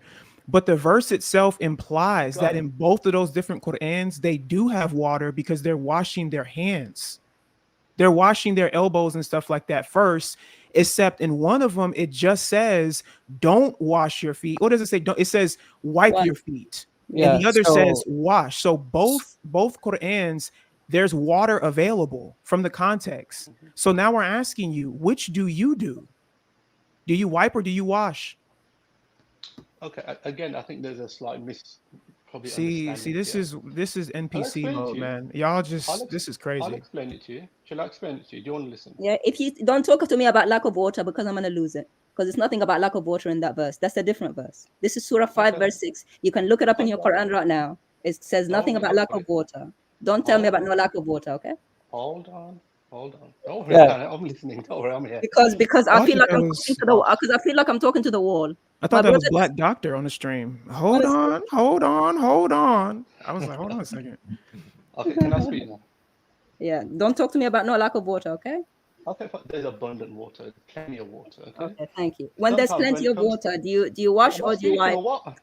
God logic, can you at least, I just hope you can answer the question, bro. Yeah, do you wash or do you wipe? And don't tell me to do either. Honestly, it actually doesn't matter. It doesn't even matter. What matters is that they are committing two different things. That's the point. So one says to wash, one says to wipe. Let me say something, then you can comment, okay? In wudu, there are different ways to do wudu. See, sometimes when you already done ablution early in the day and you come back to do ablution again, there are certain times, if you wear a certain leather socks, you don't actually have to take them off to wash your feet. You wipe over the top of the sock. This is crazy, water. bro. That's the exact face I'm giving right now, bro. This is like National Geographic, bro. Like this is crazy. Like, bro, this is very simple, man. It's too much. Like one says one thing, the other says the other, and we're asking you, Muhammad, stop, bro. I'm just asking. Muhammad. They said earlier to the other Muslims, they don't want a khutbah, we don't want a sermon, we don't want a speech. Two of them clearly say different things, bro. And then when we ask you the exact same question, well, which do you do? For some reason now, you just don't know what you do. So I'm asking, for the fifth I'll time, be bro. accounted you. Do you Okay. wash or do you I wipe? have water. Okay, I Muhammad, wash. in the verse it says when you've gone to the toilet or when you touch women. That means it's not that you've done wudu for earlier in the day and you have a leather thing on. The verse is very clear. You've gone to wudu poo or you've touched your woman. You have to start from scratch. The verse says in one Quran you wipe and the other Quran it says you wash. There's no way out. Can you bring up the verse? Thank you. Look, Surah 5 verse 6. Open up your Quran. Yeah, go ahead. 5 verse 6. You can read it for us. Oh, I'm you gonna don't get want to some. bring it up? Okay. I'm gonna get some dessert. Nah. And Okay. by the way, the poop thing is a real thing. It's in the verse. For people who are laughing. It's really there. It's It in the really is Quran. there in that verse, Surah 5 verse 6. When you open your bowels, do number 2. Then you have to start from scratch. Wash your hands, your face, and your arms. And one verse in the one Quran says wash your feet, and the same verse in the other Quran says wipe your feet. The Shia wipe. You guys, the Sunnah wash. You can do both. I don't Who understand says why it's so difficult who to understand. says you can do both? Who says you? Who gave you the authority? The prophet has given that authority. If you Okay, read the can you show me? hadith, Can he you show me where explains. the prophet Yeah. said that? Where? Can you show me? The prophet said you can wash or wipe. Guys, Can you show me that? you guys are the experts here. You should No, know I'm this. not a Muslim. No. You made the claim that the prophet said you can do both. Where? Can you show us this? So you tell me you guys haven't read in the hadith where it says that if there's no water, then you can No, wipe. we're not You- talking about no Dude, water. it's not. He's doing this no water thing Yeah, again. it's plenty of water. Yeah. So basically, his argument is that you wash when you have water, you wipe when there's no water. But like Amin pointed out, that both versions start out by saying wash your faces and your forearms to the elbows. Both versions say wash. So there's water for you to wash your faces and your forearms to the elbows. Then wipe over your heads, and then some say wash your feet to the ankles, and the other one says wipe your feet to the ankles. So washing is there in both verses. So if the claim is that you don't wash when you don't have water, well, this doesn't apply because both of them say wash in different places. So you have water. The one that says no water is in Surah 4 verse 43. It's an entirely different verse, entirely different surah. Yeah, it says it's mixing the two. It's Surah 4 verse 43. And in that one, there's no wiping or washing. It just says do tayammum. It doesn't even tell you what that tayammum is. You have to go to different sources to say you have to pat the dust and all that nonsense. And wipe your arms and feet with dust. There's no water involved. There's no water involved in it at all. It's called tayammum if you guys want to know what it is. Yeah, the ayah is very clear. I think it says fawsilu or something like that. Yeah, like faghsilu, faghsilu is to do with wash. So Exactly. you can't wash if you have no water. Exactly. So he's applying a different verse to try and explain this one. So the Muslims who are going to come up and try to say that they both mean the same thing, the easiest way, this is just from what I've observed so far, is just to ask them which one do they do? Because if they're going to say that they do both, then that means that you're saying both Qur'ans that say different things are correct, which means that you don't have one Qur'an. But if they say that they wash, then they're saying that the other is wrong and that there actually are different commands. So there's no way out of this, bro. It's game over. Yeah. And I can't believe that the only honest person that I heard is Shia. The Shia is the one who said, you know what, they're both different. They normally like that, Yeah, actually. Sunnis have to do, as an Sunnis, you have to do better. You can't have the Shias be more honest than you, if any Sunnis are listening, because this is terrible. They all listening, man. I got 15 listening. All right, so we got somebody named Casper here. Let's see if Casper can deal with the arguments here. Casper, welcome. Casper, welcome to the platform. My man got a fancy thing over his E, Casper. Yeah, he fancy with it, bro. It's not even just Casper. Casper. All right, he ain't here. You guys want to try again with the African brother? It's no fault to him. I think there's just a language barrier. But I mean, we could try. I mean, I'll try. All right, Drake, about to bring you back up, my friend. Oh yeah, he's got the brick wall. Yeah, what we're talking. That's what we're talking to. That's what we're talking to, ladies and gentlemen. That's what we're talking to. We're talking to the wall. Oh no. Muslims incarnate, Yeah, man. hello. Hello. Islam incarnate. Yeah, hello. Crazy, man. Yeah. Wait, so Al, are we the brick wall or are you the brick wall? You go. You go. Can you guys hear me? We can hear you, but we can't see you. Are you behind the wall? Oh yeah, he wants us to show chapter 10, verse 16. Okay. He's Okay. behind the hijab, Okay, like so- a wall on the light. So Go ahead. I said earlier, I was listening to your explanation, and you said the Aruf, you guys, it doesn't mean anything. Nobody understands it. Correct. And that's what I'm trying to, yeah. So if you had done your research very well, Aruf, those are the different variation, the writing, the different style of writing. So from Where did you learn what's that your from, point my of friend? view?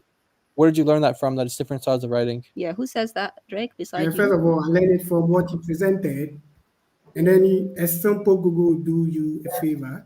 That Google. Aruf is just a different.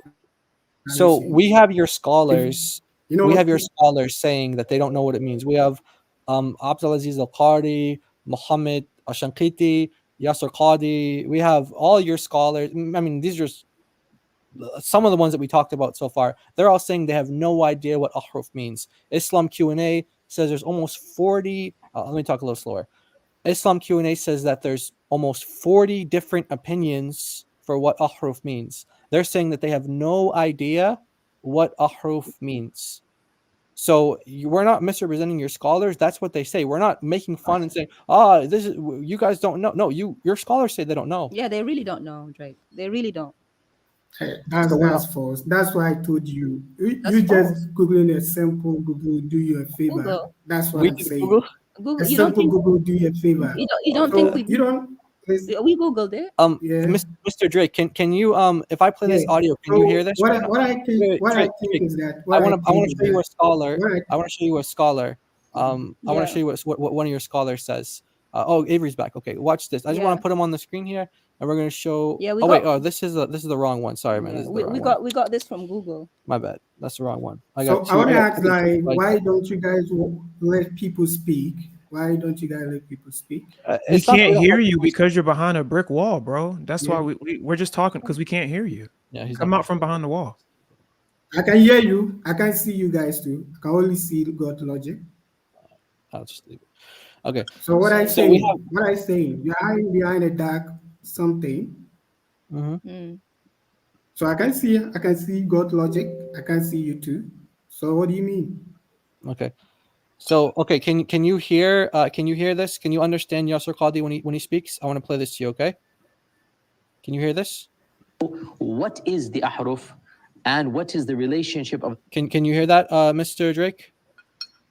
Yeah, I can hear. I can hear. Let's listen to your scholar. Listen to your scholar. It's not us. Listen to your scholar.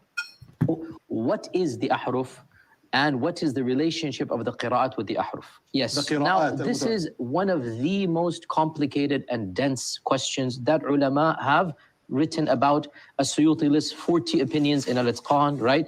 Ash-Shawkani also lists them. The teacher of our teachers, Sheikh Shanqiti, the one who wrote Adwa al-Bayan, right? He was asked, what is your opinion about the ahruf? And he said, my opinion about the ahruf is that I don't have an opinion. This is a Shanqiti. He's so confused. Did we make that up, or is that what your scholars say? Okay, so from from what you just played, from what the video just played, you are just reacting to somebody who was asked who doesn't have an opinion on it. It doesn't mean that nobody knows the meaning. No, it's not him that didn't have the opinion. So we just It's play a not- video. no. When Right, the scholar just let me listen. When you were playing, I didn't speak. Why? Why Yeah, because you were me? meant to be listening. It's not him. He said the Shanqiti is Yeah, the one. I listened to what you said. I listened. Okay. Yes. I Yes. listen to what you say, and I'm trying to also put in my opinion. So why are you interrupting me? Because you're not listening. So from the Yeah. video, yeah, So you're sorry. also not listening. So that's what I'm saying. I Like you just want to be you just sure wanna. because I don't understand you. Are you I saying just Yasser want to Qadi say is what wrong? the video say.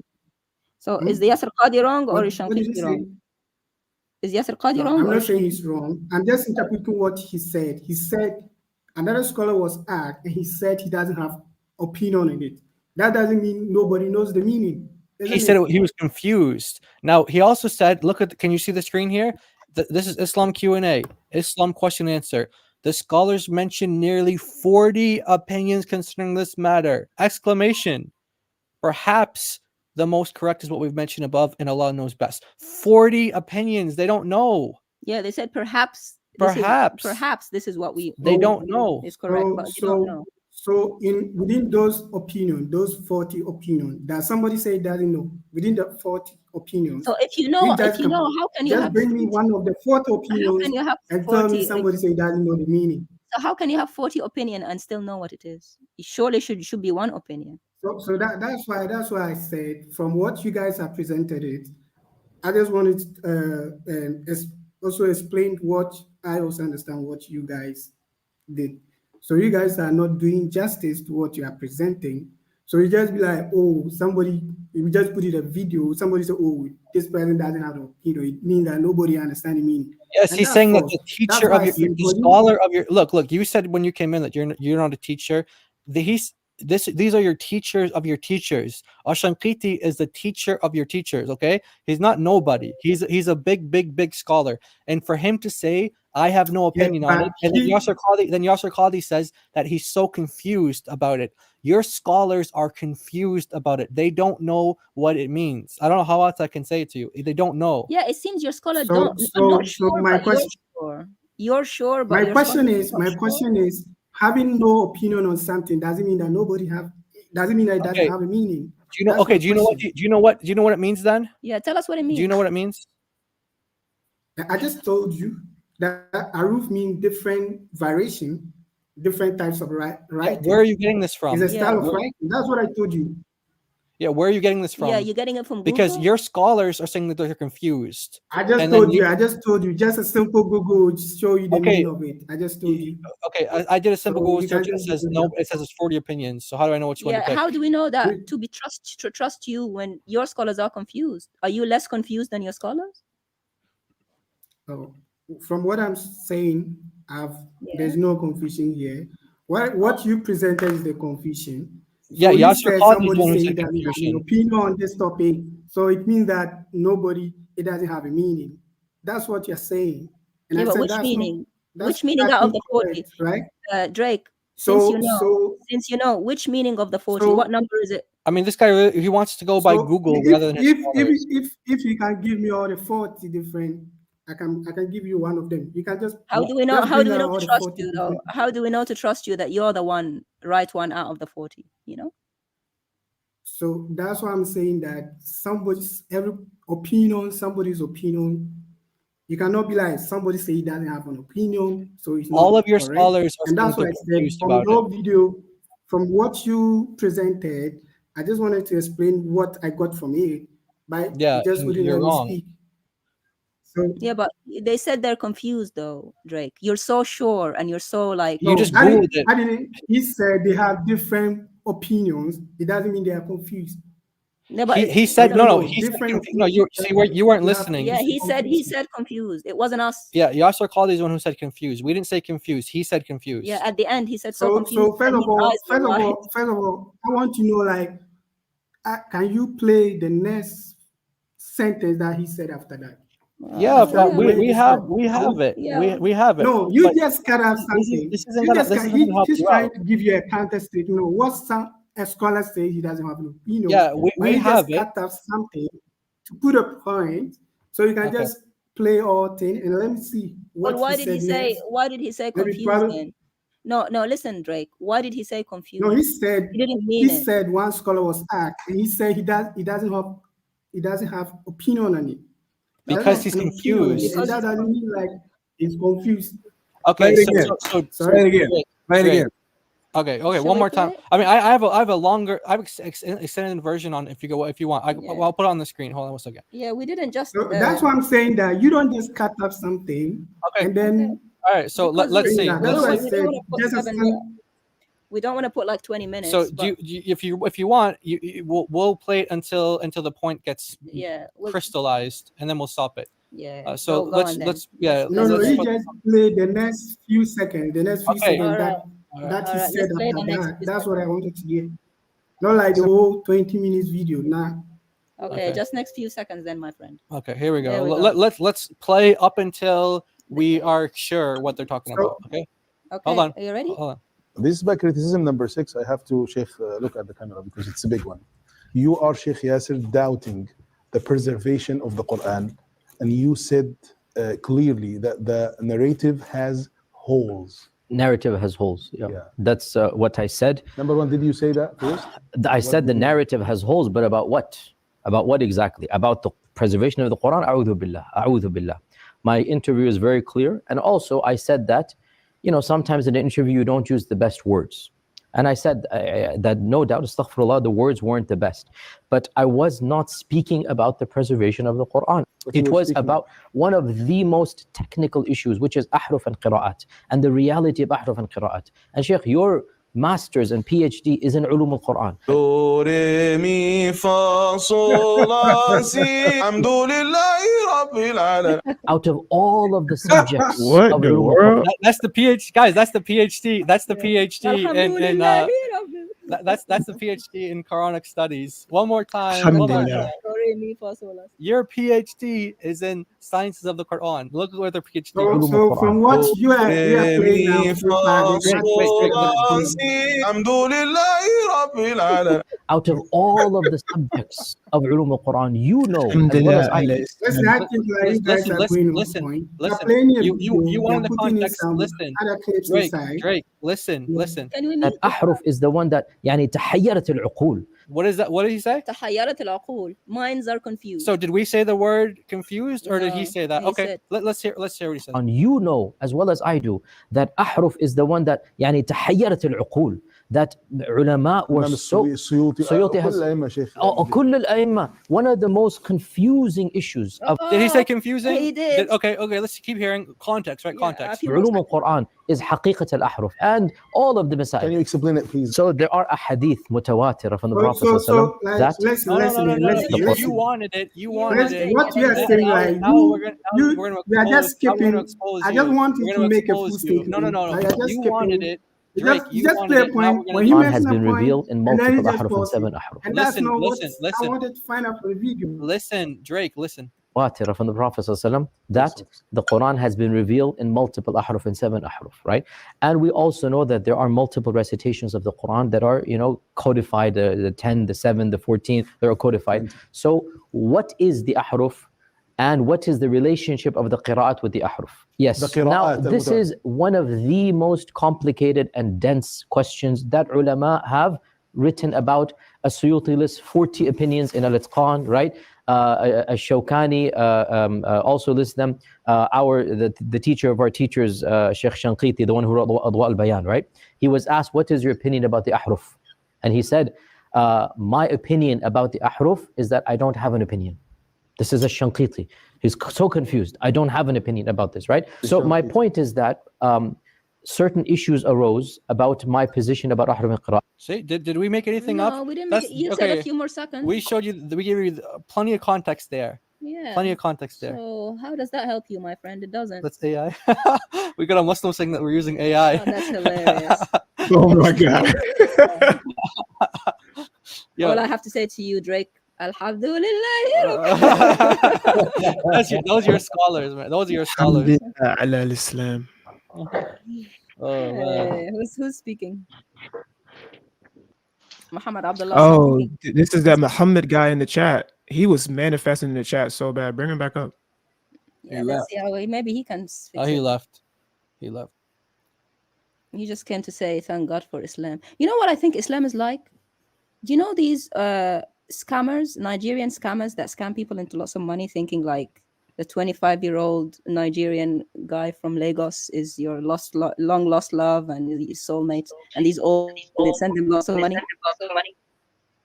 They're like, this is like, and then the people try to tell, no, you're being scammed. No, that guy from Lagos is my friend. These are like Muslims when you try to tell them about Islam. Exactly. They insist being scammed. By the way, that was me. Trying to help you. Islam is your Nigerian scam. By the way, that was me Muhammad This did guy it. is just echoing. One Muhammad is second. echoing. Yeah, Muhammad. So you have an echo. You have to turn off YouTube or whatever you have us on. Turn that off. You gotta have one audio. All right. So turn it off so that you can speak without an echo, because we can hear ourselves every time you unmute. By the way, that was me that said Alhamdulillah ala Islam. Because of like Yasir, thank God for Islam, because it makes it easy to expose them when they come up with some of these ridiculous claims. Yeah, he's got a Got messed up problem. mic. You got a bad echo, man. It's not working out, man. Try to figure that out, and then you can come back up. We have any other Muslims? 'Cause I think Drake is lost, man. He doesn't. Yeah, I don't think the few. He's lost behind that wall. Yeah, he's the brick wall that he's put up on the screen. Do, re, mi, fa, sol, la, si. I think so. All right, let's see. Thanks for coming, Drake. But you're just not suited for this, my friend. We'll pray for you though. Yeah. All right, Sunni. Try we not got to be S- scammed. Try not to get How you scammed. doing, Sunni or famous sleep? What should we call you? Yeah, I'm back. Oh, you're back. Why do you have to say Avery, things you got three yourself a times? Why do you have to say things three times? Is it like the That's is the it sunnah. sunnah to say things three times? Because you know Yeah. Muhammad did that. Yeah, Welcome welcome back. Welcome back. Welcome back. Welcome back. Welcome back. All right, Casper. Come on up, Casper. What's up? What's up? You a Muslim? Yeah, I'm Muslim. All right, go ahead. You've been listening. What did you have? Something you wanted Yeah, to say? I have loads of things to say, but I don't have much time. So, first thing I'd like to ask about is what is the issue with having different rulings within the Quran? Okay. So first of all, we had a hadith up earlier where Yeah, Ibn I'll Shihab, put it on the screen. I'll put it on the screen again. Hold on. A From Ibn second. Shihab, yeah, I understand. Yeah. Okay. Yeah. So you heard that. So Yeah. this says here he said that the ahruf are essentially one, not differing about what's permitted and what's prohibited. So do you agree with that? Yep, 100%. Like he says the hukm. He doesn't say the hukm is one, but he says يعني the amr is one insofar as لا تختلف في حلال ولا حرام. Okay. Is it haram to kill someone in the Masjid al-Haram? مش الحرام. Yes. Is it haram to kill someone in al-Masjid al-Haram? You know, the sacred mosque. Is it haram to kill someone there? I'll have to look at the tahrir in the Well, books. we can show you the from Quran. your own Quran that one says it's not and one says it is. For sure. Go ahead. Okay. Here you so go. do you agree that that's a big thing? Let's look at the ayat first. Yeah, you don't want to pin yourself down. You want to look first before you give your. No, but remember, keep before in you mind, it has to be one thing is halal, and then the same thing. No. Thing It is haram. doesn't say that. It says differing. That's what it says. No, it doesn't. It says differing in what's halal. No. Literally, this is what it says. It says لا تختلف في حلال ولا حرام. Exactly. There's no difference. So they don't differ in what's halal. Exactly. So they don't listen. It's saying that they don't differ in what's in halal. Do you agree? Yeah. For example, Okay. there will And be they don't nothing. differ in what's haram. Yeah. So there'll be nothing. Haram would be. If I could just finish speaking, give me that courtesy. Hold on. Wait. So it's saying. But I didn't finish speaking though. Wait. Hold on a second. Hold on. And first of all, it also says that the command is one. Do you agree the command is one? Yeah. No, it doesn't say that the hukm is one. No. إنما هي في الأمر تكون واحدا. Okay. But did he say that the hukm is one? الأمر. What's الأمر? أماتها. No. Does he say the hukm? Oh my God. It doesn't say hukm. It doesn't say hukm. It says amr in the. Okay, if it doesn't say hukm, then it's not the ruling then. Yeah, he didn't say the ruling as well. Talking about the command. Talking about what's halal, what's haram. This is a ruling. No, do you see the Arabic in front of you? No, this is. Yeah, I can see the Arabic. Yeah. This is. إنما هي في الأمر تكون واحدا لا تختلف في حلال ولا حرام. So he's qualifying. No. He's qualifying his antecedent statement by saying that it doesn't differ in halal or haram. So therefore, there's nothing. If I could just finish speaking, because I gave you the courtesy as well. There's nothing that he says, like for example, there's no ayah in the Quran that say this thing is halal, but then in another ayah say it's haram. That's not what it says. It says no, it doesn't. It says that they don't differ in halal, or neither do they differ in haram. So there's two readings. We have two readings in front of us, and he's saying they don't differ in halal and haram. Dude, okay, I don't know what you don't understand. Simple English. They don't differ. It's not English. We're talking about the Arabic says. Okay. No, but I'm explaining it. They don't differ. Okay, you're complaining about interrupting, then you start interrupting. So either you complain or you don't complain when I. I wasn't finished what I was saying anyway, but go ahead. So It says that they don't differ in what's halal. Do you agree that they don't differ in what's halal?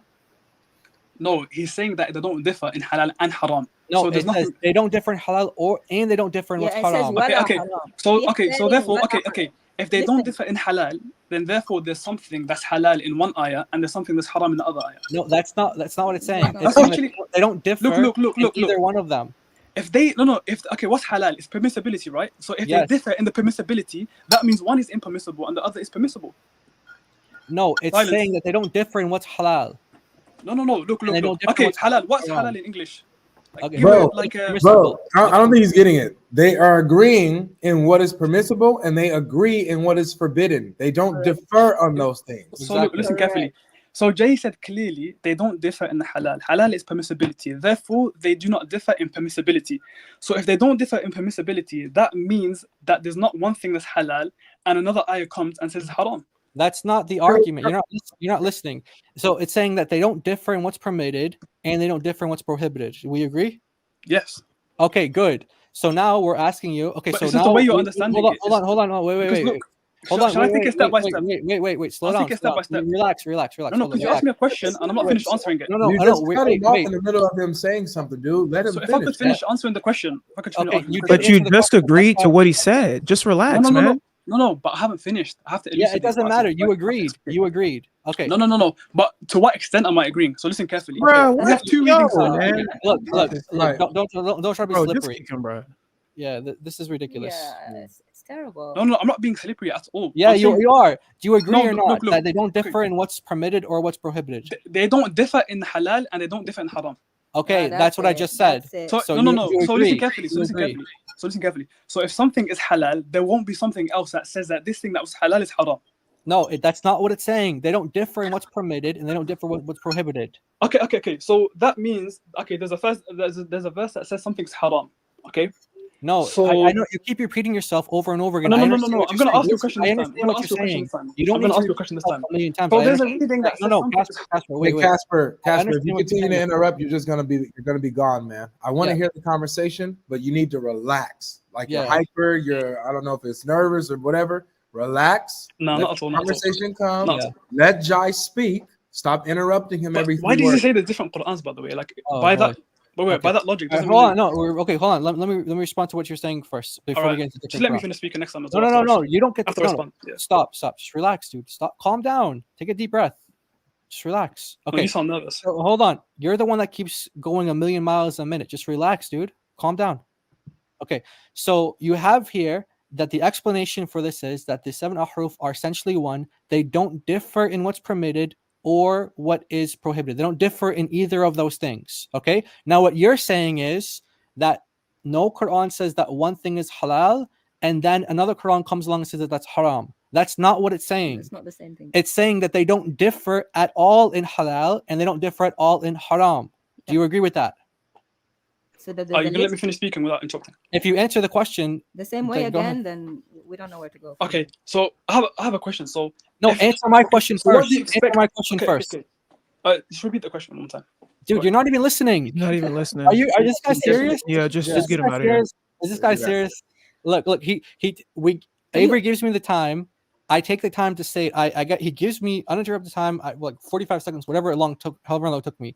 I finally get out everything that I say. I respond to his point. I say, "Do you agree?" I don't understand. What's the question? I didn't hear the question. It's because he wasn't listening. He was waiting to He's talk. sitting there Googling. Yeah. Basically, there's a list of things that are allowed, and there's a list of things that are not allowed.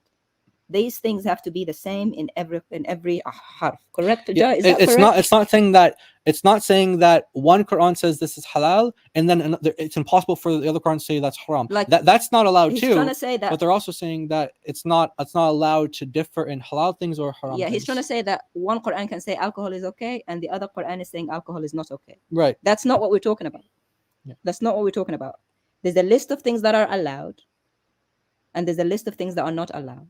Yeah, they can't be different. That list can't be different. That's what we were saying about fighting and killing in the sacred mosque. Yeah. So one says it's not permitted. Yeah. One says you can only fight, you can't kill. Right. The other Quran says you can kill. So in one Quran, your list of permissibility is different because you can only fight but not kill. Exactly. The other one says you can kill. That's a problem. Exactly. All right, let's try to bring up somebody. Is your mic? These Muslims today, man. These are robots. That was representative of the robots we're getting today. The one guy that knew Arabic was slippery as anything. Yeah, because he understands the argument and he knows how much it destroys his position. Yeah, so he wants to make it so big. Like one Quran says you can have commit adultery, and the other one says you can't. No, that's not. It's not like that. It's not. Black and white. But the problem was he agreed. So you said your statement, then he said, I agree. Then after you tried to continue, he said, but let me explain to you what I mean when I say I agree. Bro, do you agree or not? Yeah, he knows his because they have to put these clauses because they know their position is weak. Yeah. There's no way that guy would stand a chance. There's no way. That's why he's, I didn't mean that. I didn't mean that. Oh, I wasn't listening. Say it again. Because they know that they can't defend it. Anyway, we have someone else here. Hello. Hello, welcome. I'm a Christian, by the way, Bless but you. Thank you. I I want to tell you some story about some Indonesian couple. Can you mute your YouTube? Yeah, his YouTube was playing in the background. Here's my thing. Why would you request up to talk about a topic that you clearly know nothing about? Like, these guys just come on here just to voice their opinions about what they're saying, but they don't realize that they become zindiq when they go against their own scholars and they have no knowledge on it. Half of them don't even know Arabic. So if you're going to request, bring some actual objections to what they say, and don't bring up Quran. Like, bro, come on. We don't want to hear that. It's because they've been telling them lies in the mosque. If only the kafirs listen to the Quran, they will drop to their knees and realize. If only they listen to it in the way it's recited. And they think, wow, let's recite it and see what happens. Yeah, the opposite happens. We listen to it, we're repelled by it. Doesn't work. All right, so peace for all. Welcome. Are you Muslim? Yes. I'm not Muslim. I apologize. I just want 20 seconds to thank you guys. I love you guys. I love what brother you do. God bless you, patience. God bless you, patience. God bless you. Really, we love our brother and sister that speak Arabic, because you have no idea how many hearts you are changing. Even though they come and pretend they don't understand and act confused and dumb on purpose, you are reaching their heart. So God bless you. We love everything you do. I love everything you do. I will support you until the end. The tomb is empty. Jesus is risen. Amen. Hallelujah. Amen. God bless you, brother. Indeed. God bless you. Thank you for your encouragement. It's hard on the patience. It's hard. Try you again, bro. If this is it, I'm just gonna kick you from the studio because your mic's not good, man. You can hear me now? Yes. That's much better. There we go. Listen, all I'm gonna say is, no matter how much lies you guys gonna spread, Islam is gonna. Do you have an argument? Christians he left? endorsing Islam. Do you have an argument? You don't have arguments. You just bring lies. That's what you do. Yeah. I'm What just do here to expose we lie lies. about today? Yeah. What do we lie about today? You 'Cause never I explain. don't want them to lie on my platform. You know that, like, I'm No, responsible. you know what's the funny part? You never explain the Bible contradictions. What do they lie? You just Bible. What do they lie about? That's really sad. like I said, you don't understand what you guys are talking about. That's clearly obvious. You know, there's only So one can you- Quran. can What are you you help talking us about? understand it? You Can don't help even us know there's only one Quran, right? What was the You guys wrong say about what they there's said? different Qurans. What was wrong about what You they guys said? are so stupid to understand. Get out of here. You're an absolute clown like your prophet. He comes up. You guys don't know what you're talking about. You didn't explain Bible contradictions. You're just What? spreading hate and lying about Islam. Yeah. There's no Bible contradictions, and we're not talking. No one brought up Bible contradictions. So how could you say we didn't explain it? And these guys just come up and just say nonsense. And it's the problem. The problem is the ones who know Arabic don't actually want to engage. Yeah. They don't actually want to. They want to run away. Oh, Drake is back. No, Drake. It's a no for us, man. You can't. Poor Drake, man. Bring the wall back. Can't get it in. I think this is good though. We got other people trying to come back who have shown that they're a waste of time. But yeah, so that's about it, guys. I think this is a good place to wrap up. We gave the Muslims an opportunity to show where you guys were wrong, and what they have done is they showed that they have no answers, that they're ignorant of their religion, they're biased, they have no intention on seeking what the truth is or even engaging with the actual argument. we've seen a lot of this normal Muhammadan type of behavior today. Nothing surprising. We knew what we was going to get, and we got it. So make sure you guys take notes on the subject today. Make sure you go back, screenshot the slides. Jai, people are asking about the slides. Are you going to make a post where people can get access to these slides, or what? I could do that. I could do that. By the way, I'm always editing these slides, so like even the presentation I did on David Wood's channel, it's different than the one that I did today because I'm always adding and changing things. So I'll give this one how I did it today. But if you see me doing it in the future, it might be a little different here or there. By adding and changing things, we just mean more sources. We don't mean we change things. Yeah, it's just not like the right. Now change doesn't mean change. It all agrees in what's haram and what's halal. Now they doing the Christian shuffle, y'all. That's just crazy. Wow, change don't mean change now. You just caught yourself. That's hilarious, brother. All right, but yeah, so he's gonna make a community post where you guys can have access to the slides. So make sure you guys subscribe to the brother and sister. Subscribe to their channel. It is linked in the title of the video, Jai and DLC. So all you got to do is just click that little tag there, and it takes you straight to their channel so you can subscribe. Make sure the notifications are on. They go live all the time. They break this stuff down all the time, and yeah, as the brother said, hearts are being changed and minds are being opened because of their labor through the glory of God. So yeah, any last things you guys want to say? Yeah, all glory to God. God bless the brother who was in here earlier.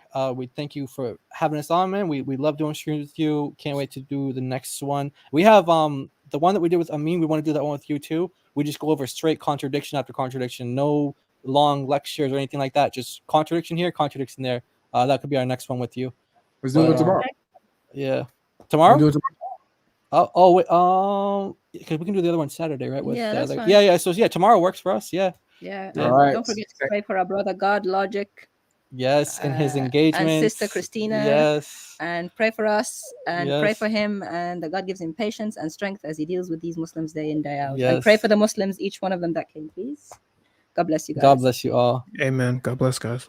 Thank you, guys. And now remember, guys, always remember that when you are discussing with a Muslim and it seems like it's hard to get through to them, you show them the variants, you show them the contradictions, you explain things, you got to even teach them Islam.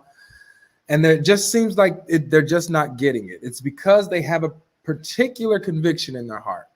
They have a conviction that can seem like it's unchanging. And this is where they get it from. I like anything, but I like anything. I like anything, but I like anything. I like anything, I like anything. I like anything. I like anything. Allahu Akbar, Subhanallah.